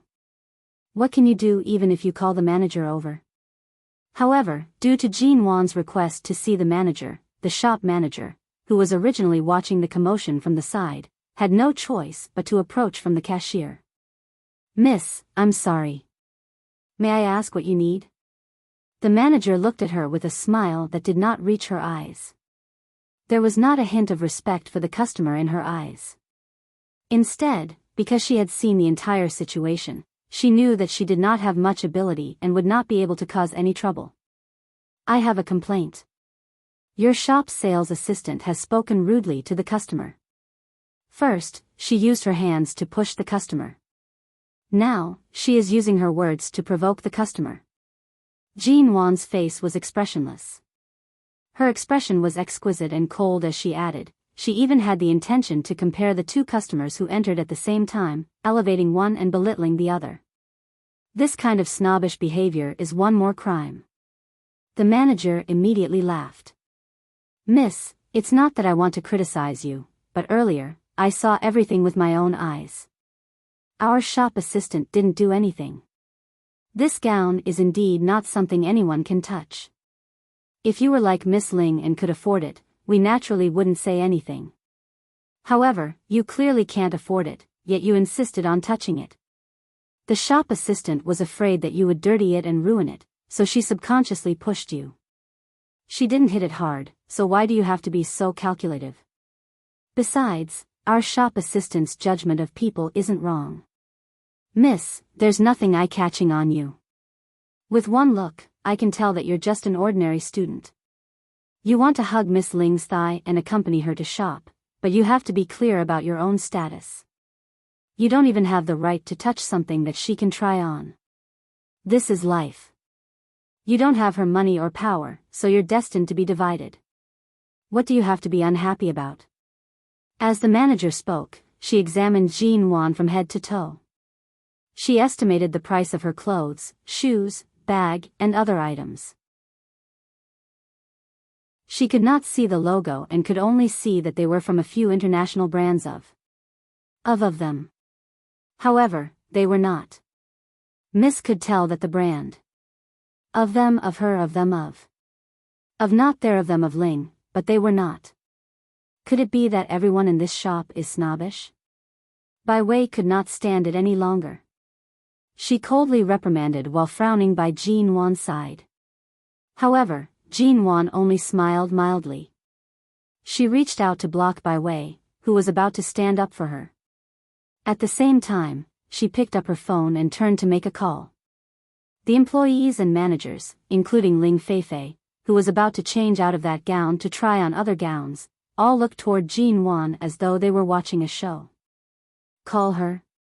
Who could she call?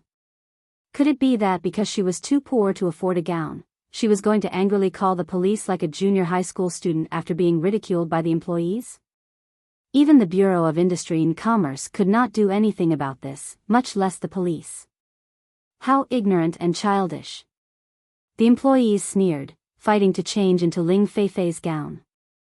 After Ling Feifei changed into another gown and came out, the employees carefully tidied up the most expensive silver gown in the store and put it on the model.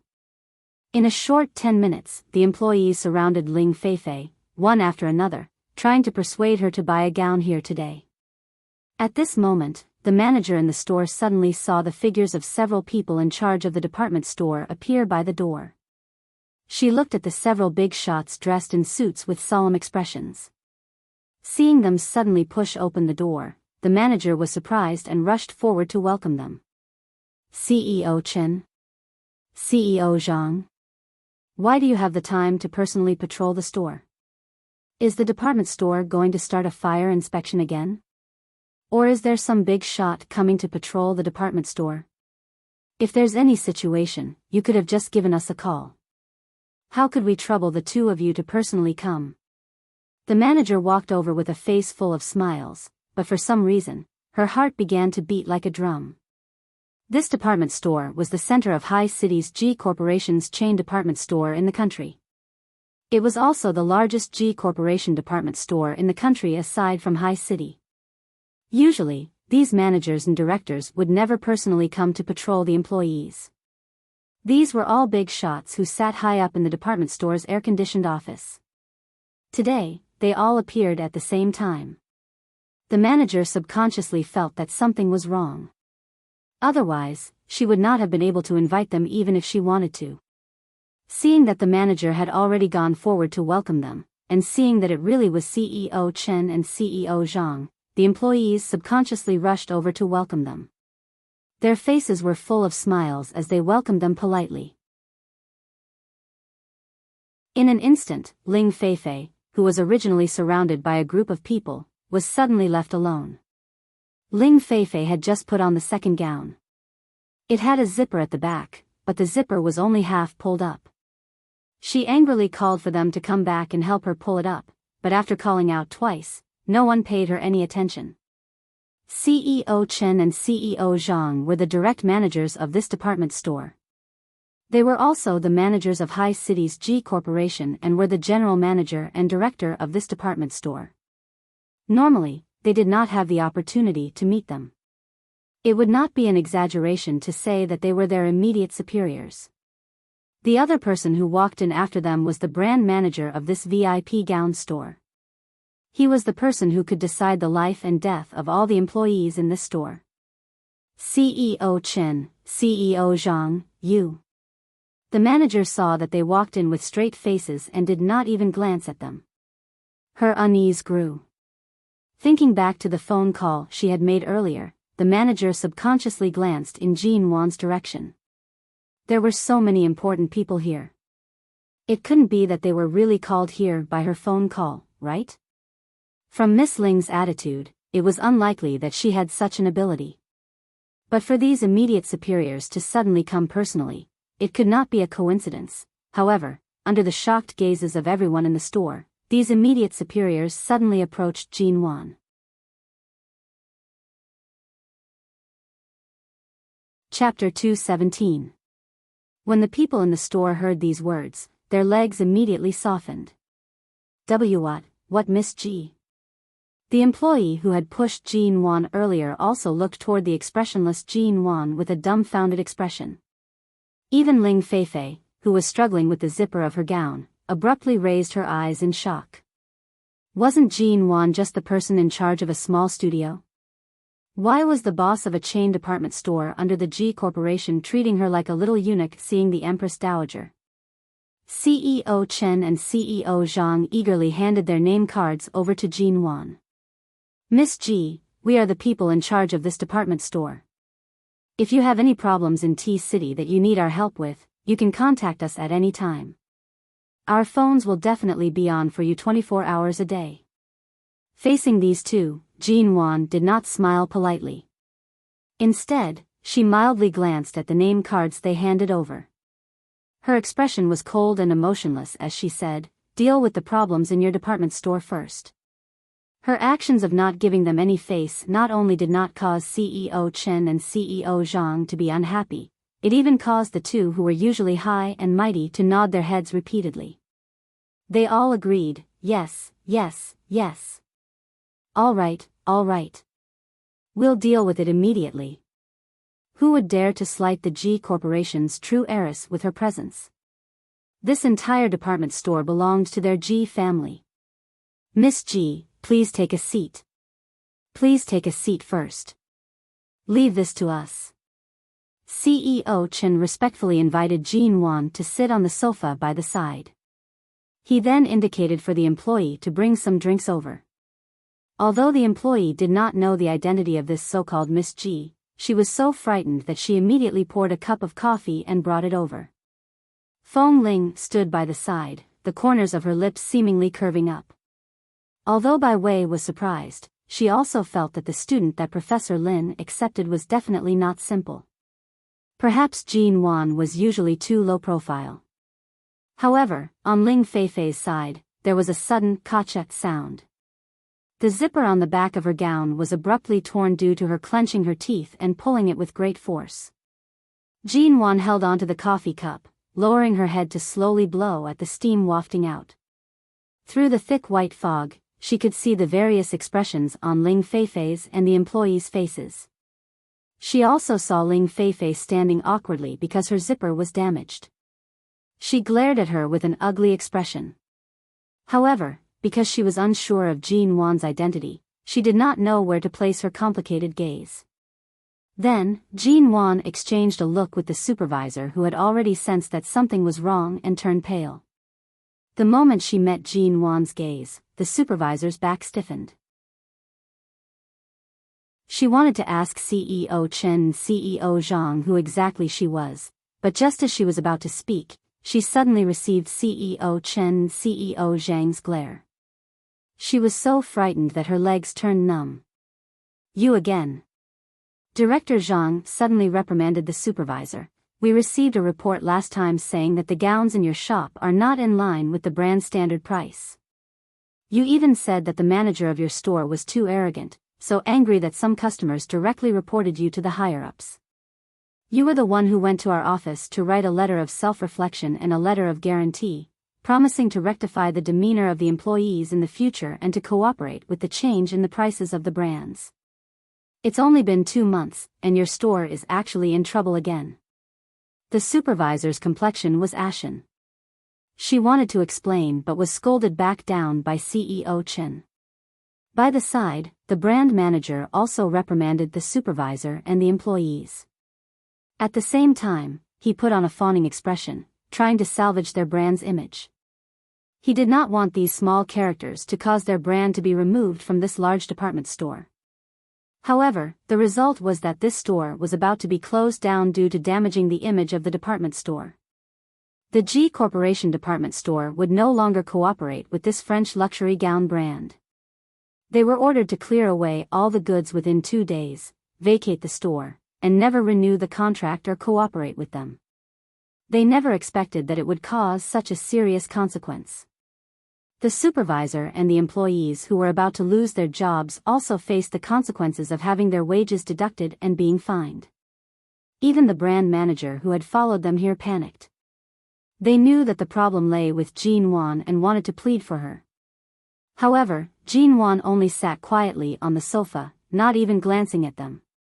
The brand manager was responsible for the image and marketing management of this French luxury gown brand in the entire province. Seeing that the largest department store in T-City was about to remove their brand, he angrily scolded the supervisor and the others. What are you waiting for? You've affected our brand's image and caused such a terrible consequence. Do you think deducting our wages can solve the problem? If there's no way to salvage the situation, the brand's legal staff will come to you within 3 days. Because of your stupid behavior, it has led to such a serious consequence. If the brand's legal department doesn't sue you until you go bankrupt, you won't be able to report back. A bunch of idiots. Hurry up and apologize to Miss G. Think of a way to plead for her. Salvage the brand's loss. Hearing that not only would they be fined, but they would also be sued by the brand's legal staff, the supervisor and employees who were already tense rushed to Jean Wan's side in fright, apologizing profusely. At this moment, the supervisor and employees' attitudes were so servile that they wished they could directly kneel down. The supervisor was the first to step forward to hold Jean Wan's hand, wanting to put herself in her shoes and plead for leniency. Just as the supervisor's hand was about to touch Jean Wan's arm, Feng Ling raised her leg and kicked over a pot of boiling water on the coffee table. The boiling water splashed onto the supervisor's arm, causing her to cry out in pain. She took a large step back, staring in fear at Jean Wan, who remained seated quietly on the sofa with a calm attitude. Seeing this scene, Bai Wei, who was standing by the side, finally realized that Feng Ling's relationship with Jean Wan was not shallow. No wonder she had always felt that someone like Feng Ling was always protecting Jean Wan. From the looks of it, Jean Wan's identity was indeed extraordinary. Even though she was not clear of Jean Wan's identity, she suddenly had a premonition that Ling Feifei's fate would not be good in the future. After the supervisor was scalded, she took several steps back in a panic. Several employees also approached to plead for leniency. Feng Ling's expression was cold as she was about to stop them from approaching Jean Wan. All of a sudden, CEO Chen and CEO Zhang could no longer watch on. They walked over and berated, "What are you all standing here for? There's no way Miss G will listen to your nonsense. Look for the brand's manager and legal staff to resolve the matter." The mall security guards were sent over to pull away the employees who were kneeling and begging for mercy to prevent them from disturbing Jean Wan.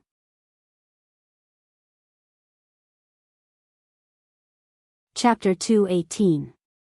That's right, that gown. Jean Wan pointed at the silver gown that the model was wearing. Before your brand leaves this mall, sell this gown to me. How much is it? The manager and the employees stared at her in shock. They then watched as Jean Wan took out a gold card and handed it to CEO Zhang. I want that gown. Help me wrap it up. Thank you. Be careful not to wrinkle it. She actually asked CEO Zhang to run an errand for her. However, CEO Zhang appeared as though he had received a reward. He immediately ordered for the gown Jean Wan wanted to be carefully removed from the model's body. He then ordered for the gown to be wrapped up and delivered to her. Miss G, the bill for this gown can be transferred to our mall. You don't have to pay. CEO Zhang returned and placed the card in Jean Wan's hand. Jean Wan calmly glanced at CEO Zhang. She gave him face and accepted the card and the gown. However, in the blink of an eye, she handed the gown to Bai Wei, who was behind her. Sister Bai Wei, this gown suits your skin and aura. It's for you. Jean Wan's attitude was courteous and matter-of-factly. In an instant, not only was Bai Wei shocked, the others present all had different expressions. Ling Feifei stood by the door. She almost crushed her teeth from gritting them. She was clearly the one who tried on this gown first. She was the one who saw it first. But Jean Wan actually bought it. She even gifted it to Bai Wei right in front of her. Jean Wan must be doing this on purpose. After the mall and the store's problems were settled, CEO Chen and CEO Zhang came to ask if Jean Wan had anything else to say. Jean Wan simply said a few words and left. She did not wish to stay here and deal with these people. The weekend wasn't a good time to be wasted here. Seeing that Jean Wan and the others had left, Ling Feifei was afraid that these people would pursue the matter of the zipper. Since there was a problem with the store, no one would think of her for now. Ling Feifei took advantage of the chaos to run out and catch up to them. Jean Wan. Stop right there. Ling Feifei followed behind and called out. She then quickly walked over. When she arrived before Jean Wan, she looked her up and down several times. She glared at her unhappily and asked, "Who exactly are you? How can the person in charge of a small studio invite the general manager and director of such a big shopping mall?" Jean Wan looked straight at her. Her indifferent gaze was focused on the carefully concealed unwillingness and embarrassment on Ling Feifei's face. She calmly said, "It's just studying at T University for 3 months. Is status and family background really that important? Are you sure you want to know the reason? Why don't you rank your roommates as well?" Ling Feifei was momentarily speechless. She could only glare at her in secret, but it's wrong of you to lie. Jean Wan could not be bothered to talk nonsense with her. She frowned and said, "Do you still want to see the gown? If you don't want to watch, then go back. I'm tired. The wind is really strong today. It's indeed not good weather for shopping. If you want to continue shopping, you can do so on your own. We'll return to T University first," Bai Wei added. Ling Feifei abruptly turned to look at Bai Wei and then at the gown in her hands that was worth more than 1,000,000 yuan. Even now, she did not dare to imagine that a gown worth more than 1,000,000 yuan would be so generously gifted to Bai Wei. Jean Wan. Ling Feifei suddenly angrily said, "Your surname is Ji. That department store earlier belongs to Hai Cheng's Ji Group. Don't tell me you have some relationship with the Ji family?" Jean Wan calmly glanced at her and did not speak. She was about to flag a taxi to return to T University. Ling Feifei continued, "You're a relative of the Ji family? You were able to open a studio in Hai Cheng. Don't tell me it's because you're hugging onto the Ji family's thigh. Otherwise, how could there be a place for you in a place like Hai Cheng where every inch of land is worth its weight in gold?" Feng Ling could no longer watch on. She rubbed her brows by the side. She was really an idiot who deserved a beating. That night, Bai Wei and Jean Wan headed to the bathroom in the dormitory to shower. When they came out to change, they encountered each other in the changing room. Bai Wei asked as she changed, Jean Wan, you're the daughter of Hai Cheng's Ji family, aren't you?" Jean Wan's actions did not change. She then picked up the hairdryer and turned to look at her. She smiled slightly and used a voice that only she could hear to say, "You can see through it, but don't say it out loud." As expected. It was clear that Jean Wan was just trying to keep a low profile. Ling Feifei refused to believe that Jean Wan's family background was good and would rather believe what she believed. She blindly placed the words Jean Wan's small studio together. But if she thought about it carefully, Jean Wan should be the young miss of the Ji Corporation. Hearing the words "you can see through it, but don't say it out loud," Bai Wei, who had been in the workplace for many years, instantly understood and nodded. It was the weekend.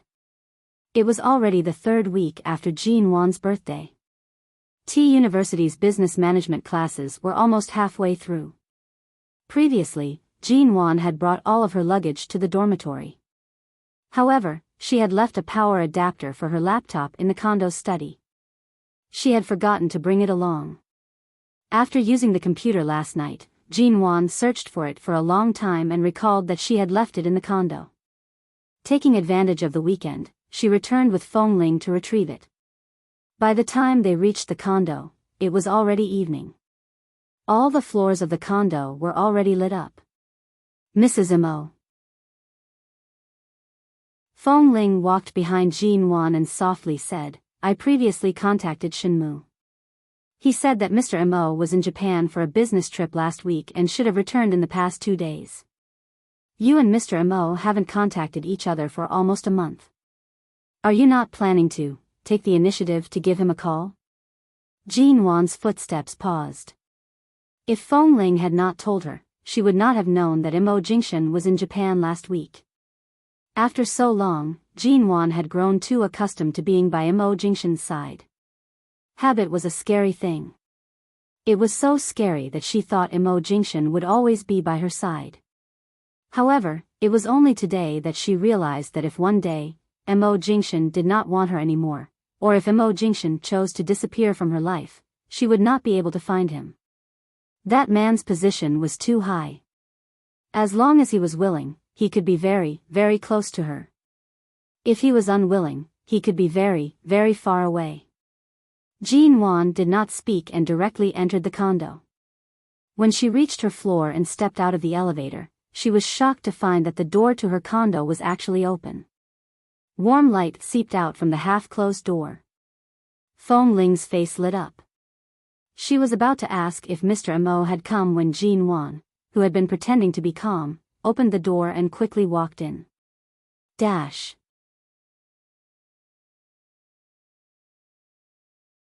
Chapter 219.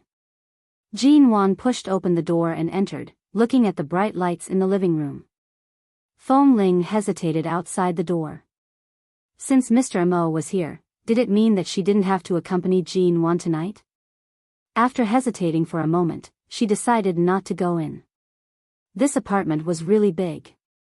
The distance from the door to the bedroom was not close, but the bedroom door was closed, and there was no light inside. Aside from the living room, only the kitchen light was on. Why was it the kitchen? Would Imo Jingshan really come? Jean Wan felt an inexplicable feeling of homesickness. She had already prepared a lot of things to say.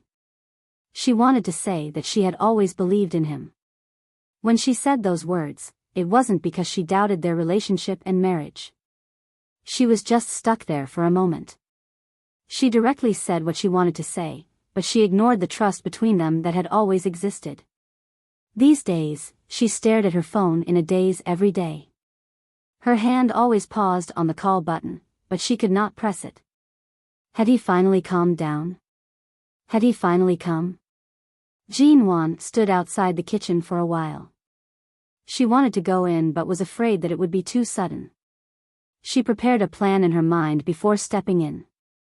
However, the moment she entered the kitchen, she saw an auntie in her 50s standing by the refrigerator, holding a shopping bag with a supermarket logo in one hand and opening the refrigerator door with the other. Jean Wan's footsteps paused, and the glimmer of hope in her eyes immediately dissipated. Her hands hidden in her sleeves clenched tightly and then loosened, as though there was something she wanted to hold but could not.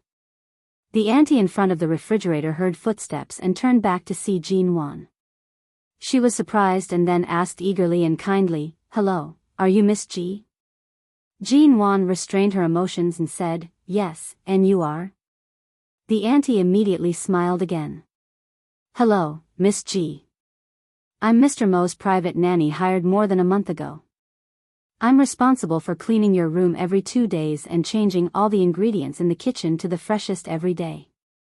I noticed that the things in the refrigerator have not been touched for a long time, and you haven't used the various ingredients bought in the past month. After all, Mr. Mo has paid for them long ago, so I still come on time every 2 days." Fong Ling heard the conversation inside from the outside. She didn't hear Mr. Mo's voice and felt it was strange. Was the person inside not Mr. Mo? She quickly walked in and saw Ji Nguyen standing in front of the kitchen door. She appeared normal, but her back was clearly tense. Fong Ling stepped forward hesitantly. When she raised her eyes to see the auntie inside, she instantly understood what was going on. No wonder this place is always clean. It turns out that people often come here to clean up. Fong Ling said in a low voice and then turned to see that Jean Wan was also smiling politely, but the smile did not reach her eyes. It was obvious that he was disappointed. "By the way, Miss G, I buy these things every 2 days. Are you not used to them, or have you not been staying here recently? I see that many of the things in your bathroom have not been used in a long time."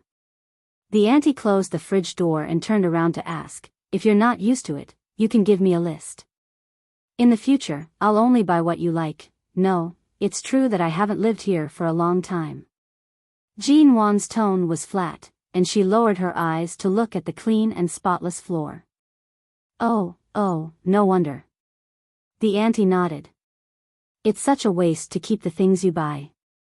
If Miss G doesn't come to stay in the condominium, do you need me to send all the food I buy to T University in the future? Are you staying in the dormitory right now? It's not convenient to cook in the dormitory, and the food is also very casual. There's no need to go through so much trouble."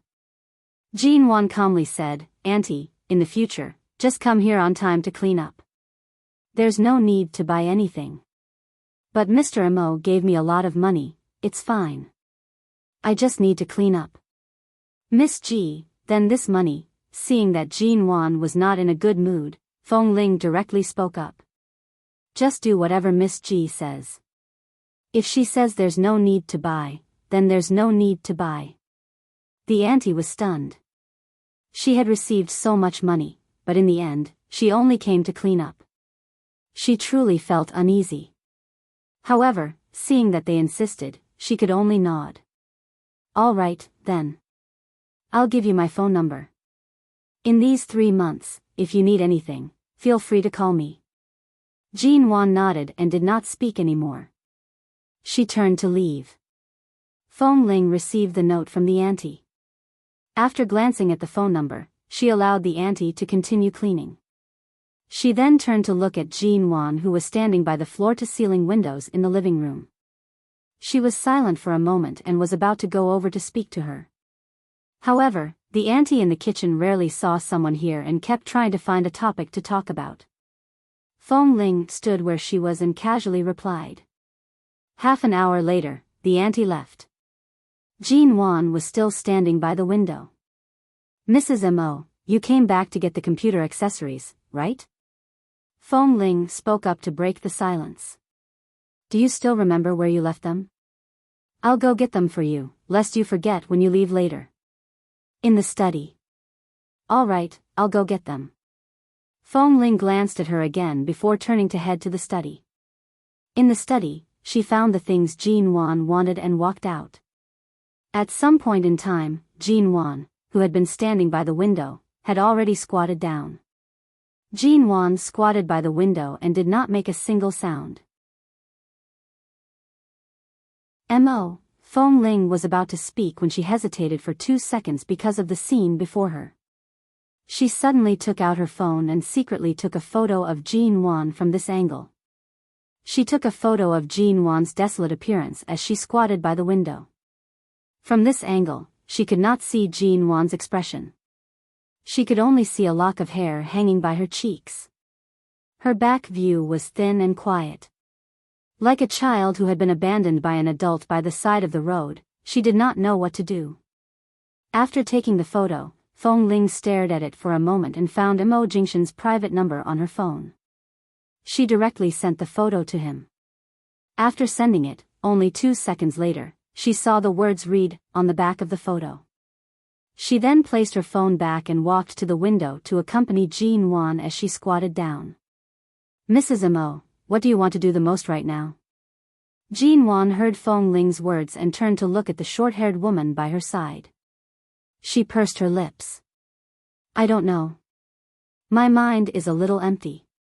Perhaps I can listen to some stories or do something to divert my attention and make myself feel better. Or, drinking is not a bad choice. The ancients said that getting drunk can cure 1,000 sorrows. I can give it a try." This was the first time in a month that Jean Wan had taken the initiative to admit the pain in her heart.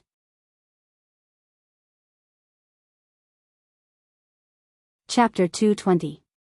High City, Mo Corporation. The office door opened. Mo Jingshan had just stepped out when he heard the sound of his phone ringing. "CEO Mo, our partner in Hong Kong has been secretly making some moves.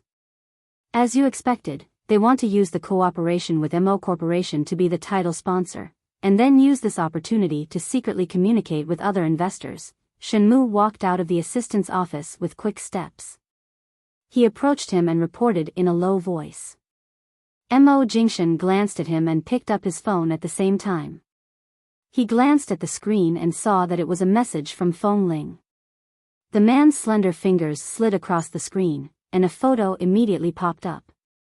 Then, Shenmu saw Mo Jingshan suddenly stop in front of the office door. He didn't know what he saw on his phone. Shenmu was about to step forward to take a curious look, but before he could see clearly, Mo Jingshan's phone screen had already darkened. "What did you say earlier?" Mo Jingshan asked. His voice was neither cold nor warm, and it was impossible to tell what he was feeling. Recently, not only was CEO Mo incredibly busy, but he was also traveling all over the country. His originally cold personality had become even more unfathomable. Even Shenmu, who was usually very close to him, had no choice but to speak more carefully. "Earlier, I said that the partner in Hong Kong is relying on the cooperation with Mo Corporation and is currently using this opportunity to attract investments from all over the world. They are all using our company's name to attract investments. You've always been dissatisfied with this partner, and you've long expected that they will be very disobedient in private. Should we take this opportunity to head to Hong Kong to intercept those investments, in case it affects Mo Corporation's reputation?" Mo Jingshan's expression was as heavy as water, and his gaze was cold and dark. "Send the vice CEO to Hong Kong. You'll go with him. You've been paying attention to this matter. Aren't you going personally now?" Shenmu was surprised. He had thought that CEO Mo had not been staying in High City recently and would directly head over to Hong Kong this time. Mo Jingshan turned on his phone again, glanced at the photo on the screen, and then instantly turned it off. "Book me the earliest flight to T-City." The man's ink-like deep eyes looked toward the partition outside the conference room. The direction the window was facing, 1,000 miles away, was the location of T-City. In the condominium in T-City, Feng Ling took a can of drink from the fridge and handed it to Jean Wan. "Don't even think about drinking wine. Come, drink something." Jean Wan changed from squatting to hugging her knees and leaning against the window. Seeing the drink Feng Ling brought over, she smiled faintly and took it. She opened it and took a sip. Jean Wan gently squeezed the can in her hand and said in a low and clear voice, "At first, I thought you were a difficult person to approach, but now I realize that a hard block of wood like you actually has a warm side to you. I feel that you are actually quite good at taking care of people, but why do you always appear so distant and distant?" Mo Feng Ling also had a can of drink in. She sat beside Jean Wan and sat. Shi Ling mo, and took a, Fong, mo Ling mo, G's Ling, if you want to tell me, of course I'm willing to listen. It's a good thing that you can help me divert my attention. Otherwise, I'm afraid I won't be able to sleep tonight. Jean Wan leaned her back against the window. Although she was smiling, her eyes were clearly depressed. Fong Ling was silent for a moment. After a moment, she said lightly, I'm an orphan. Jean Wan did not reply. When I was very young, no one cared about me. In those years, the United States did not care much about a homeless child like me. Later, I met a kind couple. Although they did not have the ability to adopt me, they sent me to a very good welfare home in Los Angeles. Fong Ling's voice was very low, as though this was the first time she was talking to someone about herself. When she analyzed her past, she was still hesitant. She spoke slowly, the orphanage is not bad, but my personality is not very sociable. I don't like those children who cry all day or act obedient just to eat a piece of meat. So, when I was 13, I sneaked out and disguised myself as a man to sneak into Xi's training base. At that time, I coincidentally saved a manager of the base, so I was able to sneak in. Later, during puberty, my body was constantly developing. Every day, I wrapped a cloth around my chest and wore loose training clothes to barely cover my body shape that was different from that of a man's. In addition, I was a very indifferent person to begin with. Other than a few of my close friends, I didn't have much contact with others, and I didn't act like a woman, so no one ever found out. So, I was always like those men, doing the same tasks and undergoing the same high-intensity training. Later, because of my outstanding training results in all aspects, I gradually gained a foothold in the training base. Hearing this, Jean Wan suddenly smiled. Then, how were you discovered? You're not disguised as a man. Fong Ling's gaze faltered. After a few seconds of silence, her tone suddenly turned cold. She said coldly, 3 years ago, I was discovered in a field mission. You've hidden for so many years without being discovered. Who is it? Who is so capable? Jean Wan smiled and held her chin with one hand, turning to look at Fong Ling by her side. To be honest, if Fong Ling cut her hair shorter and wore loose clothes, she would indeed look more heroic than many girls of her age. Nan Heng. Fong Ling clearly did not particularly want to mention this name. Jean Wan was not surprised by this answer. However, when she heard this answer, Jean Wan suddenly took a deep look at Fong Ling. Last time, during Nan Heng's birthday, we invited you to sit in the private room, but you refused to enter. Was it because of him? At this point, Fong Ling did not wish to continue speaking. She only glanced at Jean Wan. Has your attention been diverted by me? Don't worry about whether my attention has been diverted or not. If you get stuck halfway through your story, I'm afraid I won't be able to sleep tonight. There's no continuation of the story. Not now, and not in the future. Fong Ling's expression suddenly became much more indifferent. She stood up and glanced at the time. Are you planning to stay here tonight or go back to the dormitory? It's getting late. If we don't go back soon, we'll have to go to bed. Jean Wan also glanced at the time. She turned to look out the window. There were tens of thousands of lights, but this condominium was strangely quiet. Let's go back to the dormitory. Jean Wan stood up and used her hand to knock against her slightly numb legs. She did not speak anymore and directly walked out. Seeing that Jean Wan had left so decisively, it was clear that she did not plan to stay any longer in this condominium. It seemed like no matter what story she told, it would not be able to soothe her mood.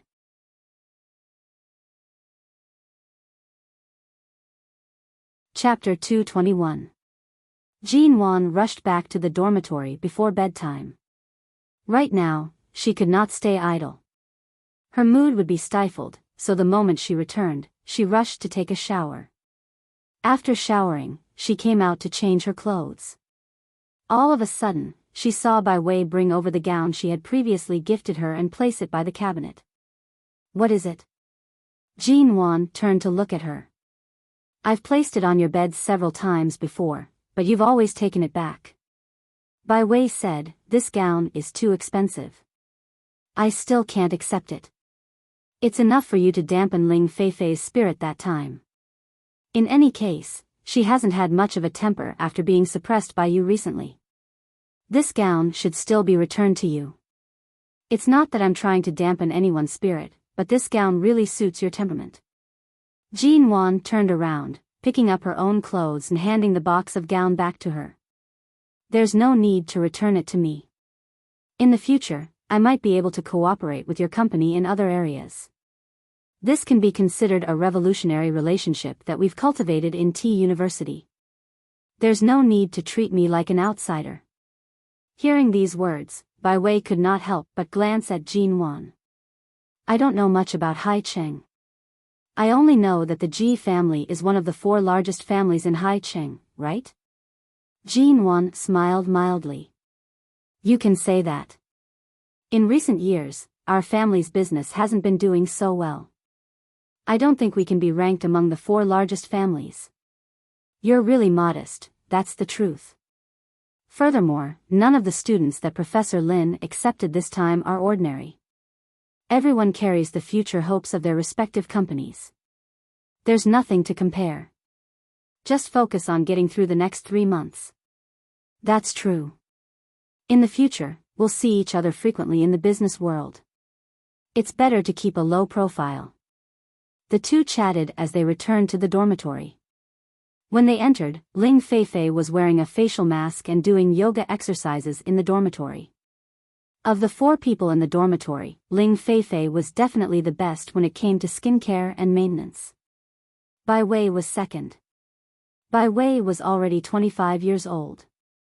It was necessary for her to take care of her skin daily, but she was not as exaggerated as Ling Feifei. On the other hand, Jean Wan and Feng Ling were the type who, after washing their faces, would sometimes forget to apply toner on their skin and lie down to sleep. However, Jean Wan's skin was too good.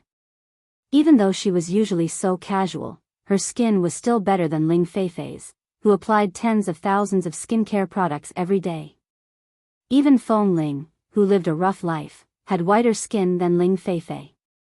Seeing that Jean Wan and Bai Wei had entered together, Ling Feifei turned to glance at them while pressing down on her thighs. Gifting a gown worth 1,000,000 yuan is really different. You even want to take a shower together. Bai Wei glanced at her. Are you unhappy because someone took your love away from you?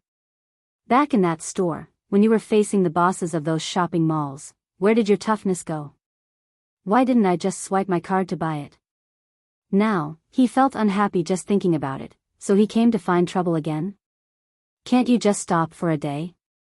Ling Feifei abruptly turned to glare at her. Before she could speak, Jean Wan calmly asked, that day, when you tried on the other gown, did you tear the zipper of that gown? Ling Feifei's expression faltered. She immediately shifted her gaze away awkwardly and did not look at them. She angrily sat down by the bed and removed her mask. That gown wasn't cheap, right? Bai Wei coldly smiled as she glanced at Ling Feifei. Ling Feifei abruptly glared at Bai Wei. Why do you care if it was cheap or not? In any case, that branded store has already been removed from the shopping malls. They don't have the right to continue selling there. So what if it's damaged? In any case, they don't dare to ask me for money. Their brand's legal department won't be able to pin the blame on me. Besides, it was so chaotic back then. Who can be sure if it was me who damaged it, or if it was those unlucky employees who helped me put on the gown? Even if you want to testify, it's useless. It's been so many days, but they still haven't come knocking. Who told you it's just words? Feng Ling, who was about to fall asleep on the bed, suddenly spoke up. Ling Feifei's expression faltered. She turned to see Feng Ling waving the phone screen in her direction. The recording function, which had lasted for a full 2 minutes, had been stopped. In other words, everything Ling Feifei had said earlier had been recorded. What are you doing? Hurry and delete it. Ling Feifei panicked. She stood up and rushed over to snatch her phone away. It was not that she could not afford it, but she did not want to embarrass herself. She had already embarrassed herself in front of Jean Wan for the past few days. If she were to really be called back to the shopping malls for compensation, where would her face go? Fong Ling casually tossed the phone onto the bed. Her gaze was indifferent as she glanced at Ling Feifei, who was pouncing over. She sat up and casually snapped her hands together. The crisp sound of bones crisscrossing could be heard. Ling Feifei immediately stood stiffly by her bedside, not daring to move. Her hands froze in midair as she glared angrily at the indifferent and cold Fong Ling. Delete that recording. Otherwise, I'll go find Professor Lin tomorrow and tell him that you were recording in your dormitory. You're violating my right to freedom of speech. Go ahead. I don't mind showing the recording to the professor tomorrow. Fong Ling no longer looked at her. She casually stretched out a leg on the bed, causing Ling Feifei to take a small step back in fright. Seeing that Fong Ling was about to lie down and sleep, Ling Feifei glared at the phone she had already tossed under the pillow. She was so angry that her teeth were itching. Jean Wan returned to the bedside and picked up the phone. Fong Ling, remember to send me a copy of the recording, just in case. Hearing this, Ling Feifei abruptly turned to glare at Jean Wan. Before she could scold her, Bai Wei also spoke up. Send me a copy as well. Ling Feifei abruptly exploded in anger. She casually grabbed a mirror from the bedside table and smashed it harshly onto the ground. In less than a minute, the dormitory management auntie rushed to the door and knocked, scolding, "What time is it? Who caused such a huge commotion?" Ling Feifei. The next day, Ling Feifei was still angry. She took the opportunity when Jean Wan went to fetch some hot water in the morning to hand over her own water bottle. Since you're going anyway, isn't your other hand empty? Help me fetch a bottle as well. Ling Feifei's attitude was arrogant and bossy. In any case, she was unwilling to be suppressed by Jean Wan's aura. Jean Wan did not even look at her and had already left. Ling Feifei abruptly stood up and was about to force her own water bottle into Jean Wan's hand. However, the moment she stood up, Fong Ling, who was passing by, kicked the empty water bottle in her hand onto the ground. Ah! What are you doing? Ling Feifei saw that Jean Wan had already left without looking back. She then glanced at the broken water bottle on the ground and abruptly raised her eyes to glare at Fong Ling. If you want to drink water, pour it yourself. If you want to fetch water, go fetch it yourself. Who are you hoping to serve you? After kicking her, Fong Ling turned and sat down, her tone cold and disdainful. What are you doing? You've been protecting Jean Wan ever since you came here. Don't tell me you're the bodyguard she hired. You won't let her do anything. Ling Feifei was angry. She really could not stay in this dormitory any longer. You're right. I'm her bodyguard. Fong Ling narrowed her eyes and sneered.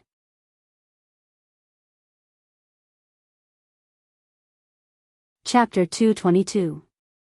The next afternoon, there were many cars parked outside T University. None of them looked simple. The students were whispering among themselves, saying that the 2-century-old libraries in T University were about to be renovated. The person who came today was the CEO of a well-known company in the country. He was going to invest in the renovation of T University's library. In the past, investors like this would eventually become honorary principals. This time was likely no exception. If the investment was successful, he would definitely become an honorary principal. After all, T University's library had a history of close to 100 years. Regardless of whether it was tens of millions or hundreds of millions of books, or the ancient building, if it needed to be renovated, it would require a huge investment. This was not something an ordinary company could afford. Hey, have you guys heard? The person who's going to renovate T University's library seems to be from High City. High City. High City is one of the top cities in the country. There are indeed many rich people there. Many well-known corporations in the country have their headquarters in High City. It's no surprise that the other party has such a strong financial strength. Indeed. I wonder which company's CEO is it. Renovating T University's century-old library is a feat that can be recorded in history. Furthermore, it's free of charge. I'm really curious who's so generous. Although they're generous, it's not that simple to say that they're doing it for free. T University is definitely one of the top universities in the country. Due to the huge amount of work required, the century-old library has never been renovated. Now that it's being renovated, it will definitely be widely publicized in the country. Regardless of which company the other party is from, in the future, T University and the various universities in the country, including the education industry, will definitely be implicated. The benefits this will bring are all unimaginable. That's right. How can we easily guess the thoughts of those who stand at the top? Today, such soft discussions could be heard everywhere in T University, especially among the business and corporate management students. The discussions were even more heated. In the afternoon, Jean Wan was in a rush to read through Professor Lin's test questions and did not eat anything. In the afternoon, during the break, she went to the cafeteria to buy some food. Along the way, she overheard the group's discussion. When she heard that the investor was from High City, she subconsciously glanced out of the cafeteria's window toward T University. She couldn't see the cars parked outside from this distance, so she just glanced at them and walked out with the food she had just bought. Haicheng was indeed the most prosperous city in the country, and it was also a gathering place for talented people. There were many famous and wealthy groups there, and T City was also an educational institution on par with Peking University and Tsinghua University in the country. It was not impossible for a big shot from an investment group to suddenly have an interest in the education industry. In the evening, the day's classes ended.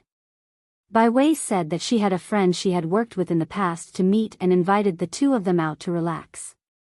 The three of them brought their books back to the dormitory and changed their clothes. Just as they were about to leave, Ling Feifei suddenly ran in.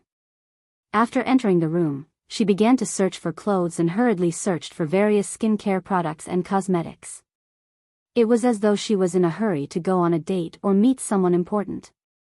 "Why are you all looking at me?" As Ling Feifei swiftly powdered her face, she glanced at them from the corner of her eyes. "You've also returned to change?" Did she also want to have a chance encounter with President Mo?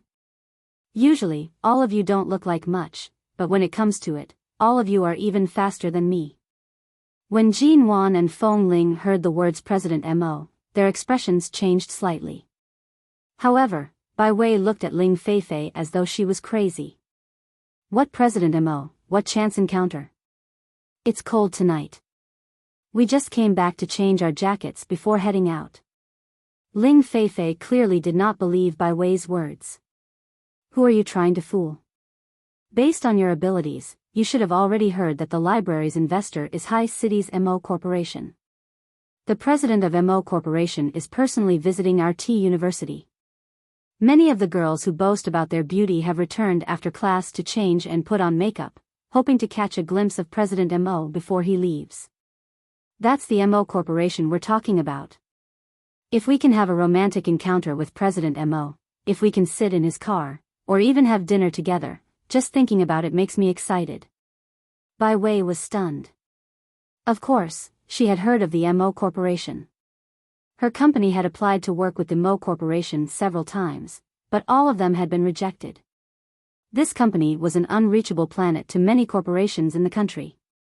Although the Mo Corporation had many partners in the country and had many subsidiary companies, the Mo Corporation's main focus was not on T City.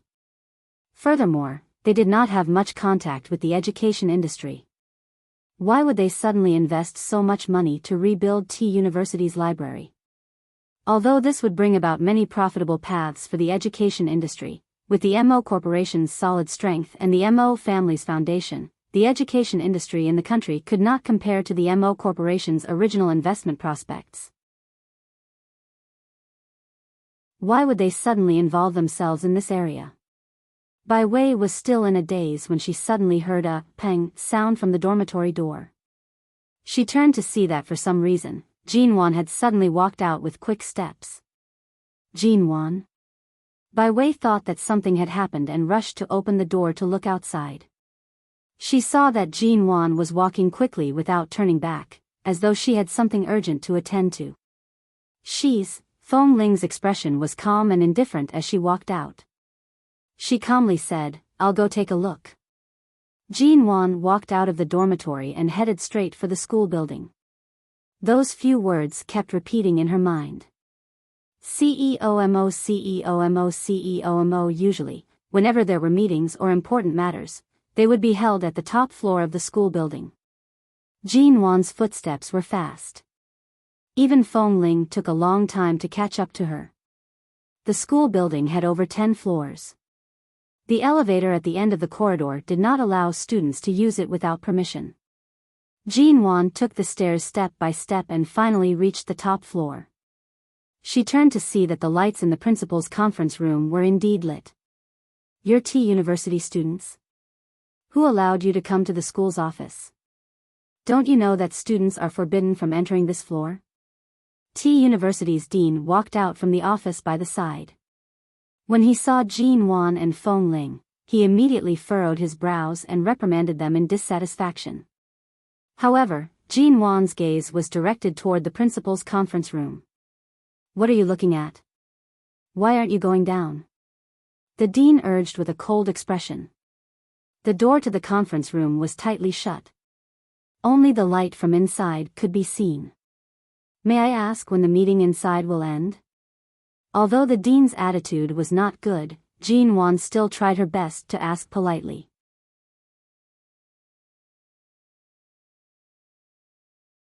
Chapter 223.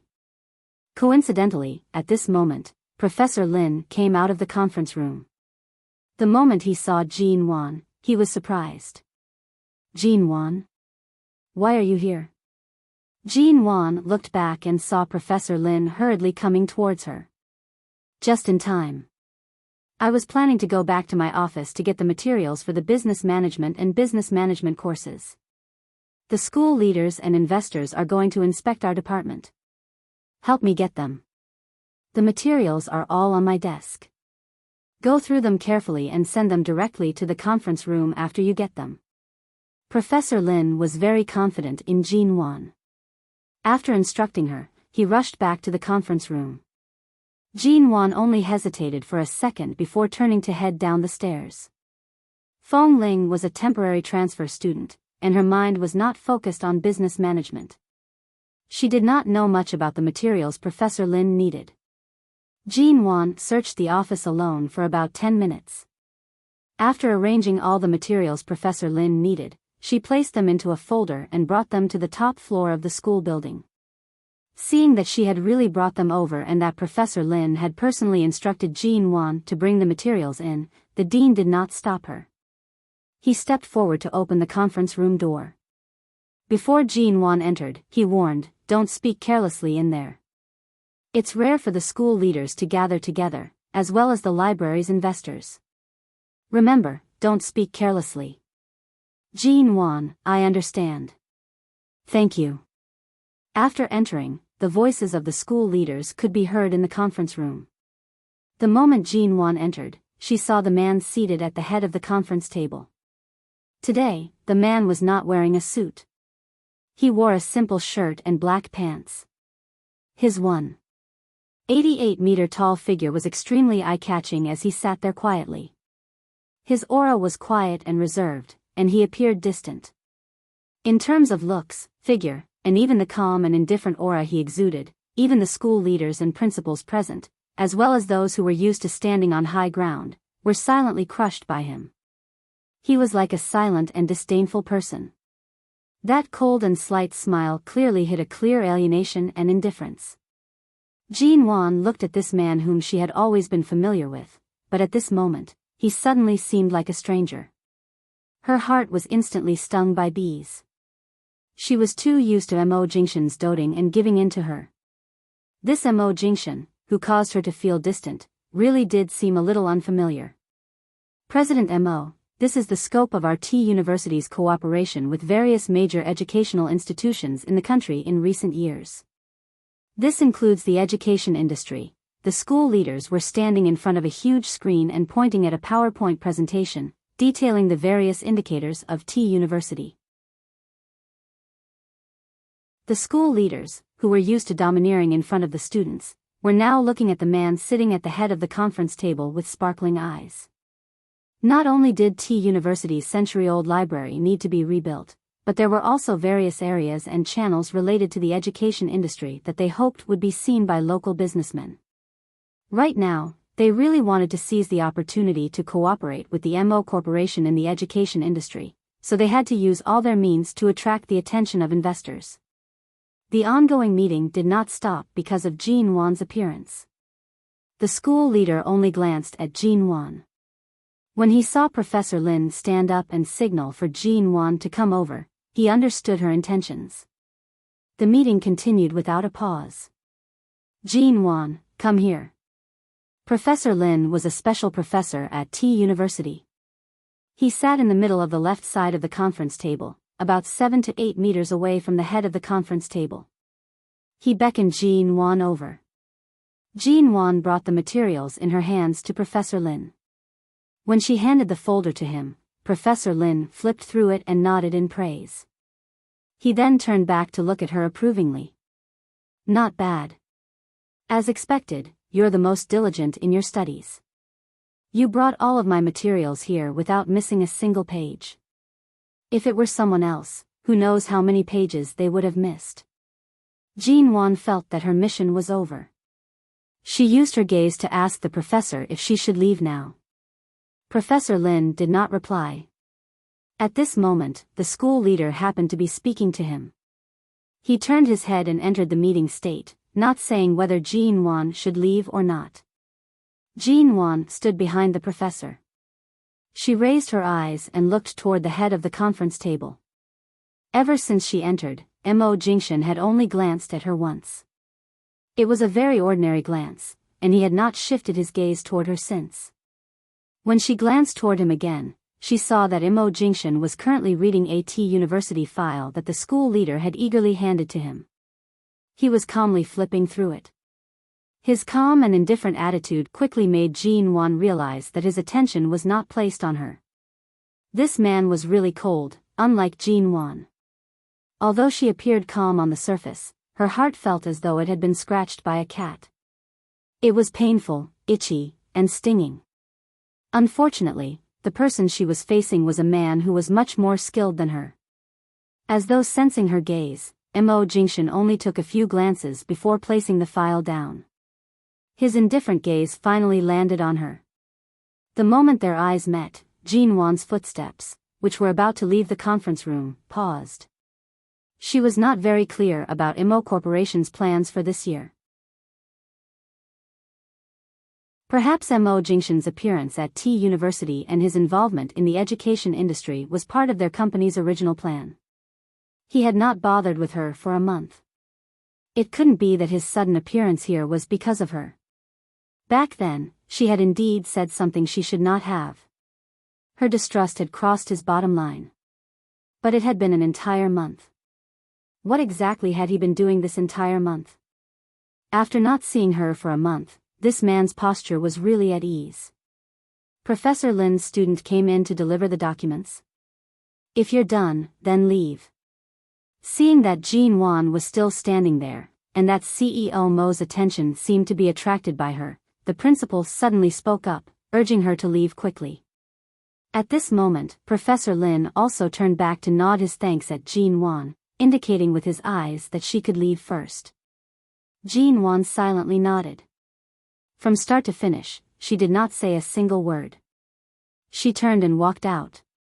Behind her, a school leader's voice came. That's right, CEO Mo, you previously mentioned that the reason you invested in T University's century-old library was because there is someone very important to you here. Regardless of whether it is to you or to that person, this is truly a matter of great virtue. I wonder who exactly is it that you value so highly, CEO Mo? The author's words.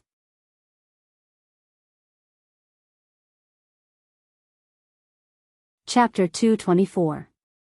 The moment Jean Wan arrived at the conference room, her expression froze. That day, she should not have been so conflicted over the matter. She should not have doubted and distrusted him.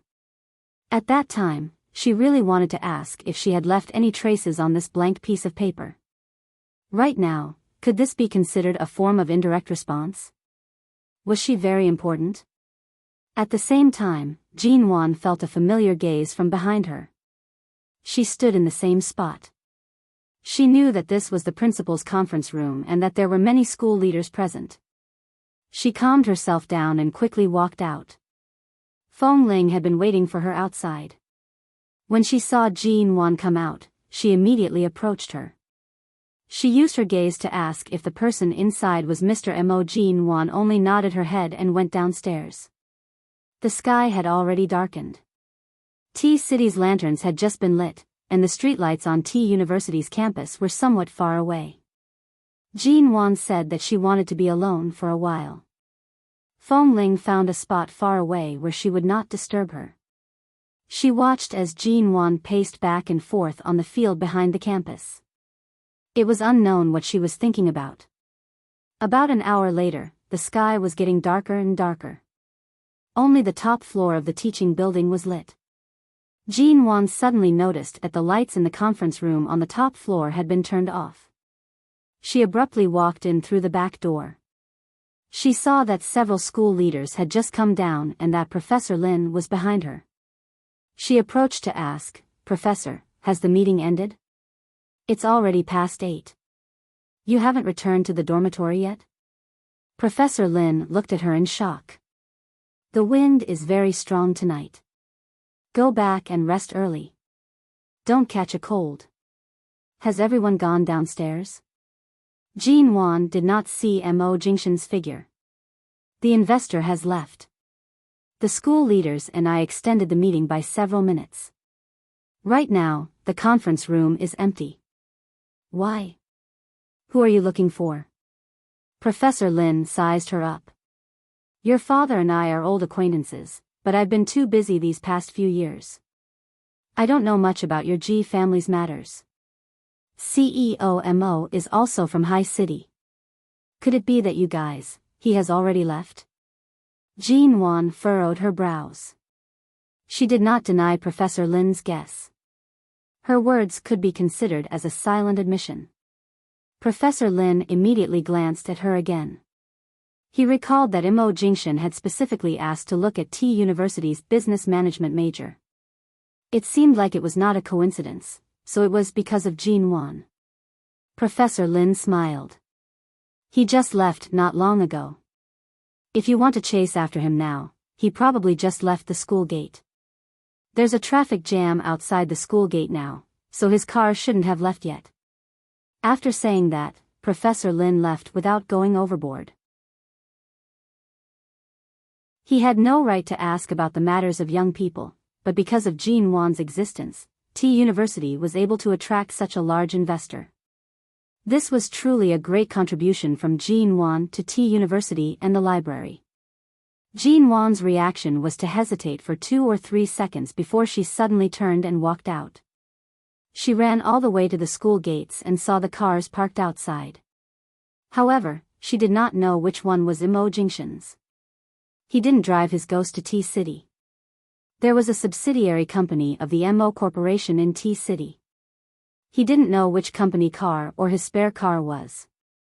He had seen him drive a black off-road vehicle before, but that black off-road vehicle wasn't here. Jean Wan looked at the parking lot outside the school and finally could not help picking up her cell phone to call Mo Jingshan. The call went through, but after a long time, no one picked up. In the end, the call was automatically hung up. After a long time, Jean Wan did not hear any of the nearby cars ringing. In other words, Mo Jingshan had already left. He left just like that? Jean Wan did not give up and called again, but no one picked up. She abruptly gripped her cell phone tightly in her palm, glaring at each car in the parking lot. "Very good, Mo Jingshan, your temper is really bad." Jean Wan turned and walked back. Fong Ling saw that Jean Wan did not seem to be able to find Mr. Mo and walked over from a distance. However, she saw Jean Wan's unhappy expression. G.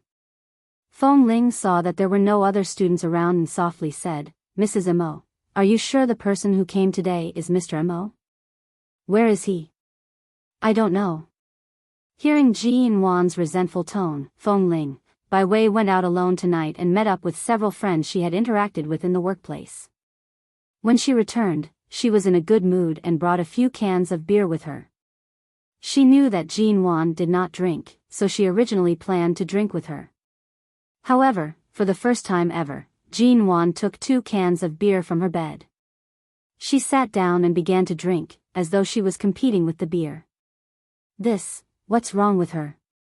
Bai Wei was astonished. She turned to look at Feng Ling in confusion. Feng Ling calmly replied, she's probably angered. Who has the ability to anger her to this extent? Also, didn't she say that she can't drink? Should we try to persuade her? Forget it. Let her drink. After drinking, she can have a good sleep in the dormitory. There's no point in stopping her now. Feng Ling glanced at Jean Wan. If she really wanted to drink right now, she could understand her feelings. As long as she did not step out of the dormitory tonight, she could drink however she wanted. Bai Wei saw that Jean Wan had already finished the 2 cans of beer and turned to look at the other 2 cans in her bag. Aren't you guys going to drink? Jean Wan's alcohol tolerance was not very good. She had only drunk 2 cans of beer with a low alcohol content, but her eyes were already slightly red. I bought the alcohol on the way. I only bought 4 cans. If you really want to drink to your heart's content, why don't we go to the bar opposite T University to drink together? Bai Wei saw that Ling Feifei was not around tonight. It was a rare opportunity for the 3 of them to drink and chat together. She directly suggested that bar's management is not bad. There aren't any messy people. There are only 2 resident singers who sing all sorts of sad love songs. I've been there twice. Their singing is not bad, and the environment is good. There's also a wide variety of alcohol. All right, let's go. Jean Wan picked up the 3rd can of beer, opening it as she spoke. Seeing that Jean Wan's mood was clearly heightened due to the alcohol, Feng Ling directly said, no, it's already past 9. Let's just drink a few cans in the dormitory.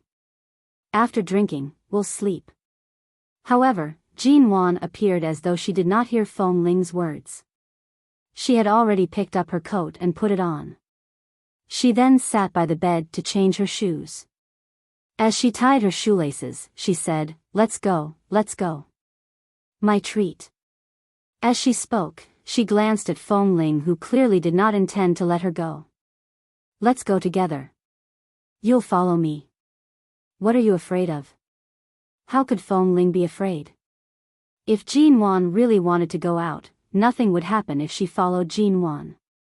Furthermore, in the past month, she did not know what Mr. Mo had done to the Su family in America. They had quietened down and would likely not extend their hands to Jean Wan.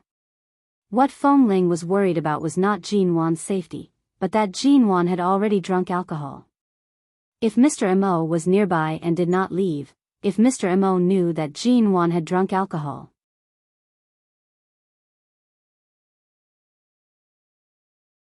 Chapter 225. If you're in a bad mood, go out and relax. It's the same even if you don't drink. It's just relaxing. Bai Wei saw that the 2 of them were in a deadlock and decided to smooth things over. You're a woman. No matter what you do, you have to be able to face yourself. Don't take things too hard. It's good to go out and take a walk. It's much better than holding it all in. Jean Wan lowered her head and tied her shoelaces. She did not speak, but it was clear that she was indeed holding it in. Feng Ling's relationship with Jean Wan was likely getting closer and closer. There were many things that she could empathize with. Even though she remembered CEO Mo's instructions, she truly felt that Jean Wan's current mood needed to be released. She had indeed held it in for a month. Today, it could be said that her emotions had been triggered. Then go. I'll accompany you. You mustn't drink anymore. You've already drunk 3 cans. Feng Ling sighed slightly. However, the result was that Feng Ling had underestimated the waiters in a place like Leisure Bar. Even though Bai Wei and Jin Wan had originally only ordered a fruit plate and a bottle of fruit wine with a low alcohol content, they could not resist the recommendations of these people. In the end, they bought several bottles of wine that were said to be fruit-flavored. 1 red and 1 blue. Although they appeared to be fruit-flavored wines, the alcohol content was not particularly low. The result of mixing several types of wine together was easy to imagine. With Jin Wan's alcohol tolerance, in less than an hour, she closed her eyes and leaned against the sofa, unmoving. Feng Ling went to support her. Bai Wei sat by the side and sighed. No wonder Jin Wan said that there was someone at home who did not allow her to drink. As expected, her alcohol tolerance is too poor. Alcohol tolerance can be considered one of her weaknesses. Tomorrow, when she wakes up, don't laugh at her. Otherwise, based on her recent mood, it's very easy for her heart to shatter into pieces. Feng Ling saw Jin Wan's drunken appearance and half teased and half helplessly helped her up. Bai Wei also had a teasing smile. Is this a relationship problem? I've seen it many times. Women who are usually so impressive in the workplace, once they encounter a relationship problem, they all become like this. I can understand. I definitely won't laugh at her. Feng Ling did not continue speaking with her. She supported Jin Wan and turned to walk out. Jin Wan was really drunk, and it was the first time she was drunk to this extent. She was like a puddle of mud and had to be supported by Feng Ling to steady herself. This bar was located in the basement. They needed to take the elevator to reach it. She had just helped Jin Wan to the elevator when Jin Wan clutched her chest and leaned her head against Feng Ling's shoulder.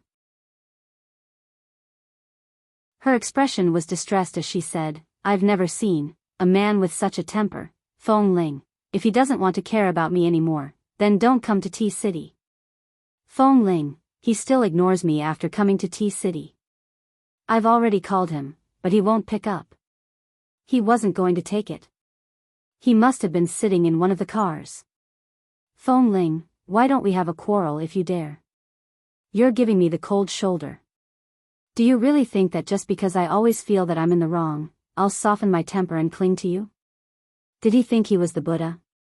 Did he think that I, Jin Wan, was a monkey in his palm that would never be able to escape and that everything was under his control? Let me tell you, I jumped out in my previous life. Feng Ling, right now, Feng Ling could not be bothered with Jin Wan's incoherent drunken words. She could only silently watch the elevator doors that had been open for half a minute. Her scalp turned numb as she stared at the tall and broad man inside. Jin Wan realized that the elevator doors had opened, but Feng Ling had yet to pull her in. She narrowed her eyes and absent-mindedly saw a man standing inside. She narrowed her eyes and moved closer to take a look. Feng Ling subconsciously rushed to help her in. Jin Wan still staggered and almost fell into the elevator. Feng Ling rushed to hold her back. Mrs. Mo, however, as Jin Wan was being supported, she raised her eyes to look at the man in the elevator. From this distance, the man in front of her was truly handsome to the point of causing one's hair to stand on end. Did she really drink too much? The man who previously refused to talk to her, refused to see her, and refused to pick up her calls seemed to be standing right in front of her. Jin Wan looked at the man in front of her who was as tall as a jade tree. His eyes were cold, his nose was high, and his face was so handsome that it was like the work of the gods. His lower body was still clad in black trousers, which were long and slender. He wore a pure white shirt that was not fully buttoned, revealing his collarbone. He was sexy and exuded an aura of abstinence, causing one to be mesmerized. He just stood there, cold, noble, and distant. As Jin Wan continued to stare at him drunkenly, the man just coldly lifted his eyelids, lightly swept his gaze over the coat Jin Wan was wearing, and finally stopped on her face. His gaze was unreasonably calm, deep, and calm. He just stared at her. Jin Wan's coat was put on by Feng Ling when she pulled her up from the sofa. Right now, it looked a little messy.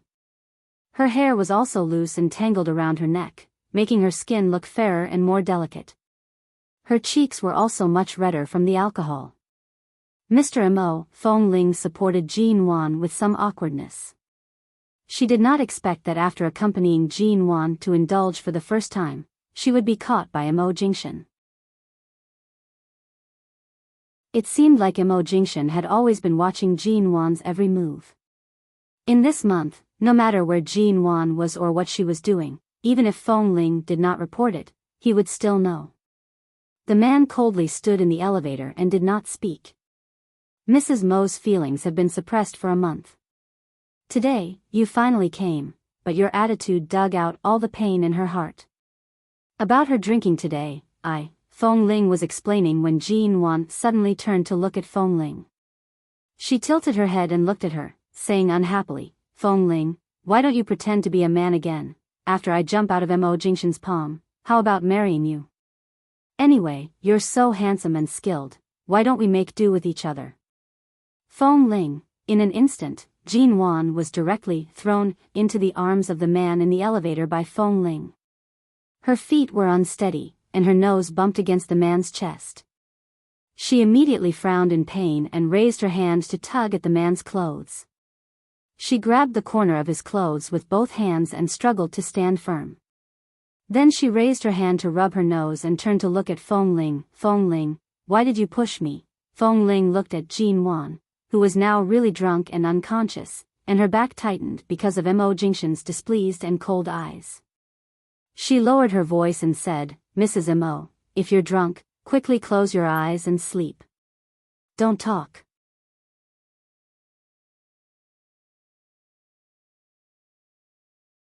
Chapter 226. As Jean Wan spoke, she reached behind her, muttering, I can't stand properly right now. Fong Ling, come and support me. It's not good to keep leaning on someone else.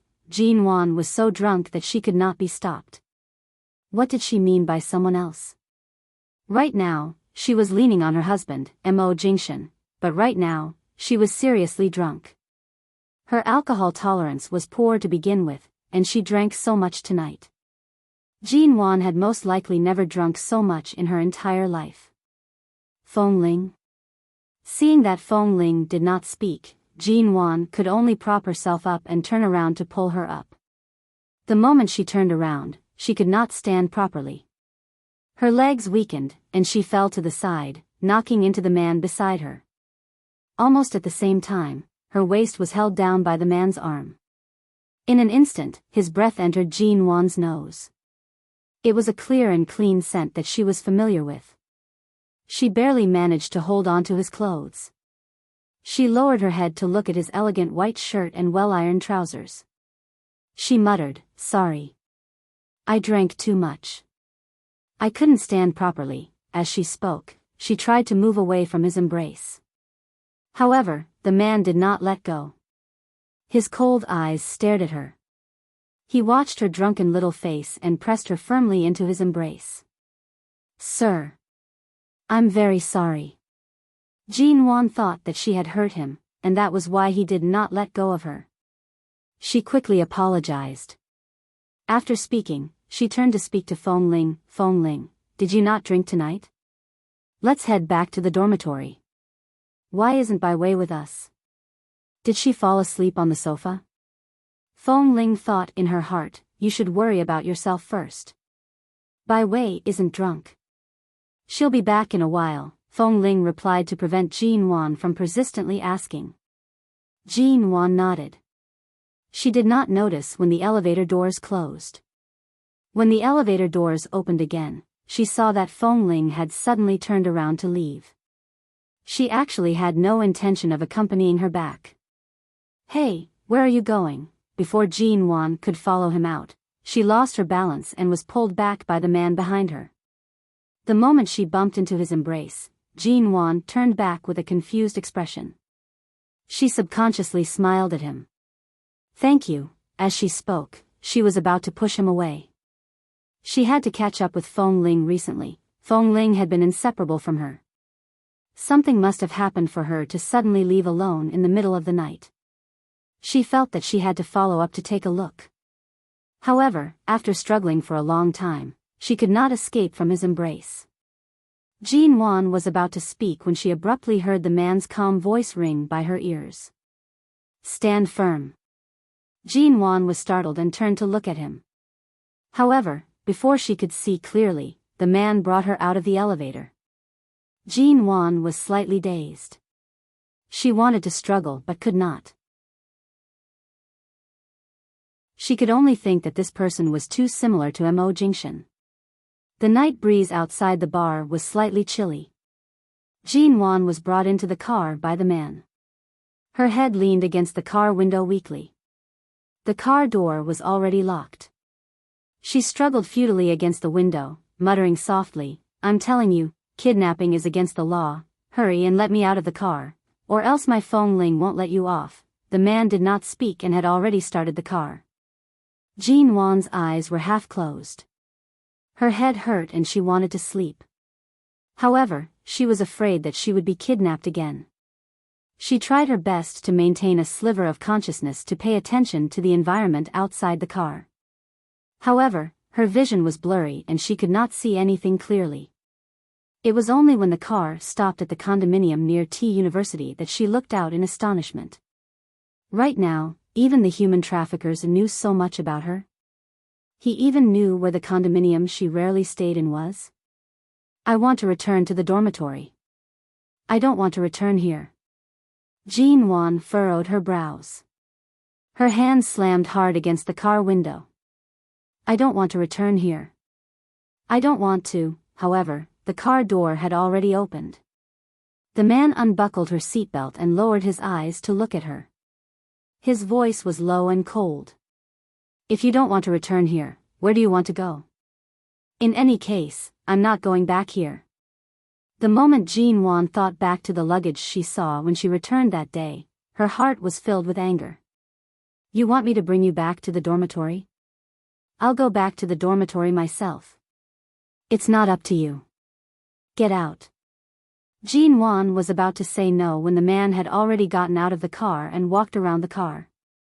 He opened the door and carried her out. Jean Wan raised her hand to push him away, but it was as though the man completely knew what she was going to do next. No matter if she suddenly raised her arm or leg, he was able to accurately avoid them. At the same time, he pressed her down and locked her firmly in his embrace. Jean Wan raised her eyes to glare at him. The wind outside the car was slightly chilly. For a second, her mind was clear. Suddenly, she saw the man's face clearly. Because she was in his embrace, she could smell the man's cool and stern scent. She stopped moving. Was it a dream? Or a hallucination? Didn't he refuse to pick up her calls? But right now, how could Jean Wan care about that? The moment she saw the man clearly, she raised her hand to push him away. "Go away." The man lowered his head, one hand supporting the back of her head to prevent her from falling back. His other hand threaded through her hair. His voice was soft and gentle, but also like an unhappy warning. "Behave yourself." Jean Wan pretended not to hear him and pushed him again. In the end, he suddenly carried her horizontally. Her entire body was lifted up by his waist. The moment her feet were in the air, she instinctively cried out. Her two hands clung tightly to his neck. Then she heard the man's low chuckle. However, this chuckle did not sound happy or angry. It was as though he was always aware of her trump card. Without much effort, he easily subdued her, who was as drunk as mud, and even forced her to cling to his body. "You'd rather squat by the window like a wronged cat than make a call to say that you miss me. Mrs. Mo, you're really stubborn." The man's deep, calm, and dark eyes watched her. He said coldly with a forced smile, "In the afternoon, you stood in the school's conference room and peeked at me. While I was visiting the subsidiary company, you were able to drink yourself into this state. You're really taking advantage of the fact that I can't hit or scold you. Even when I was angry, I couldn't bear to leave you hanging. You've got me, haven't you?" Jean Wan's hands were wrapped around his neck. Subconsciously, she was afraid of falling. Hearing his words, she immediately glared at him. She did not care if he was hallucinating or real. She said angrily, "Who says I'm wronged? I eat well and sleep well in T University. I don't feel wronged at all."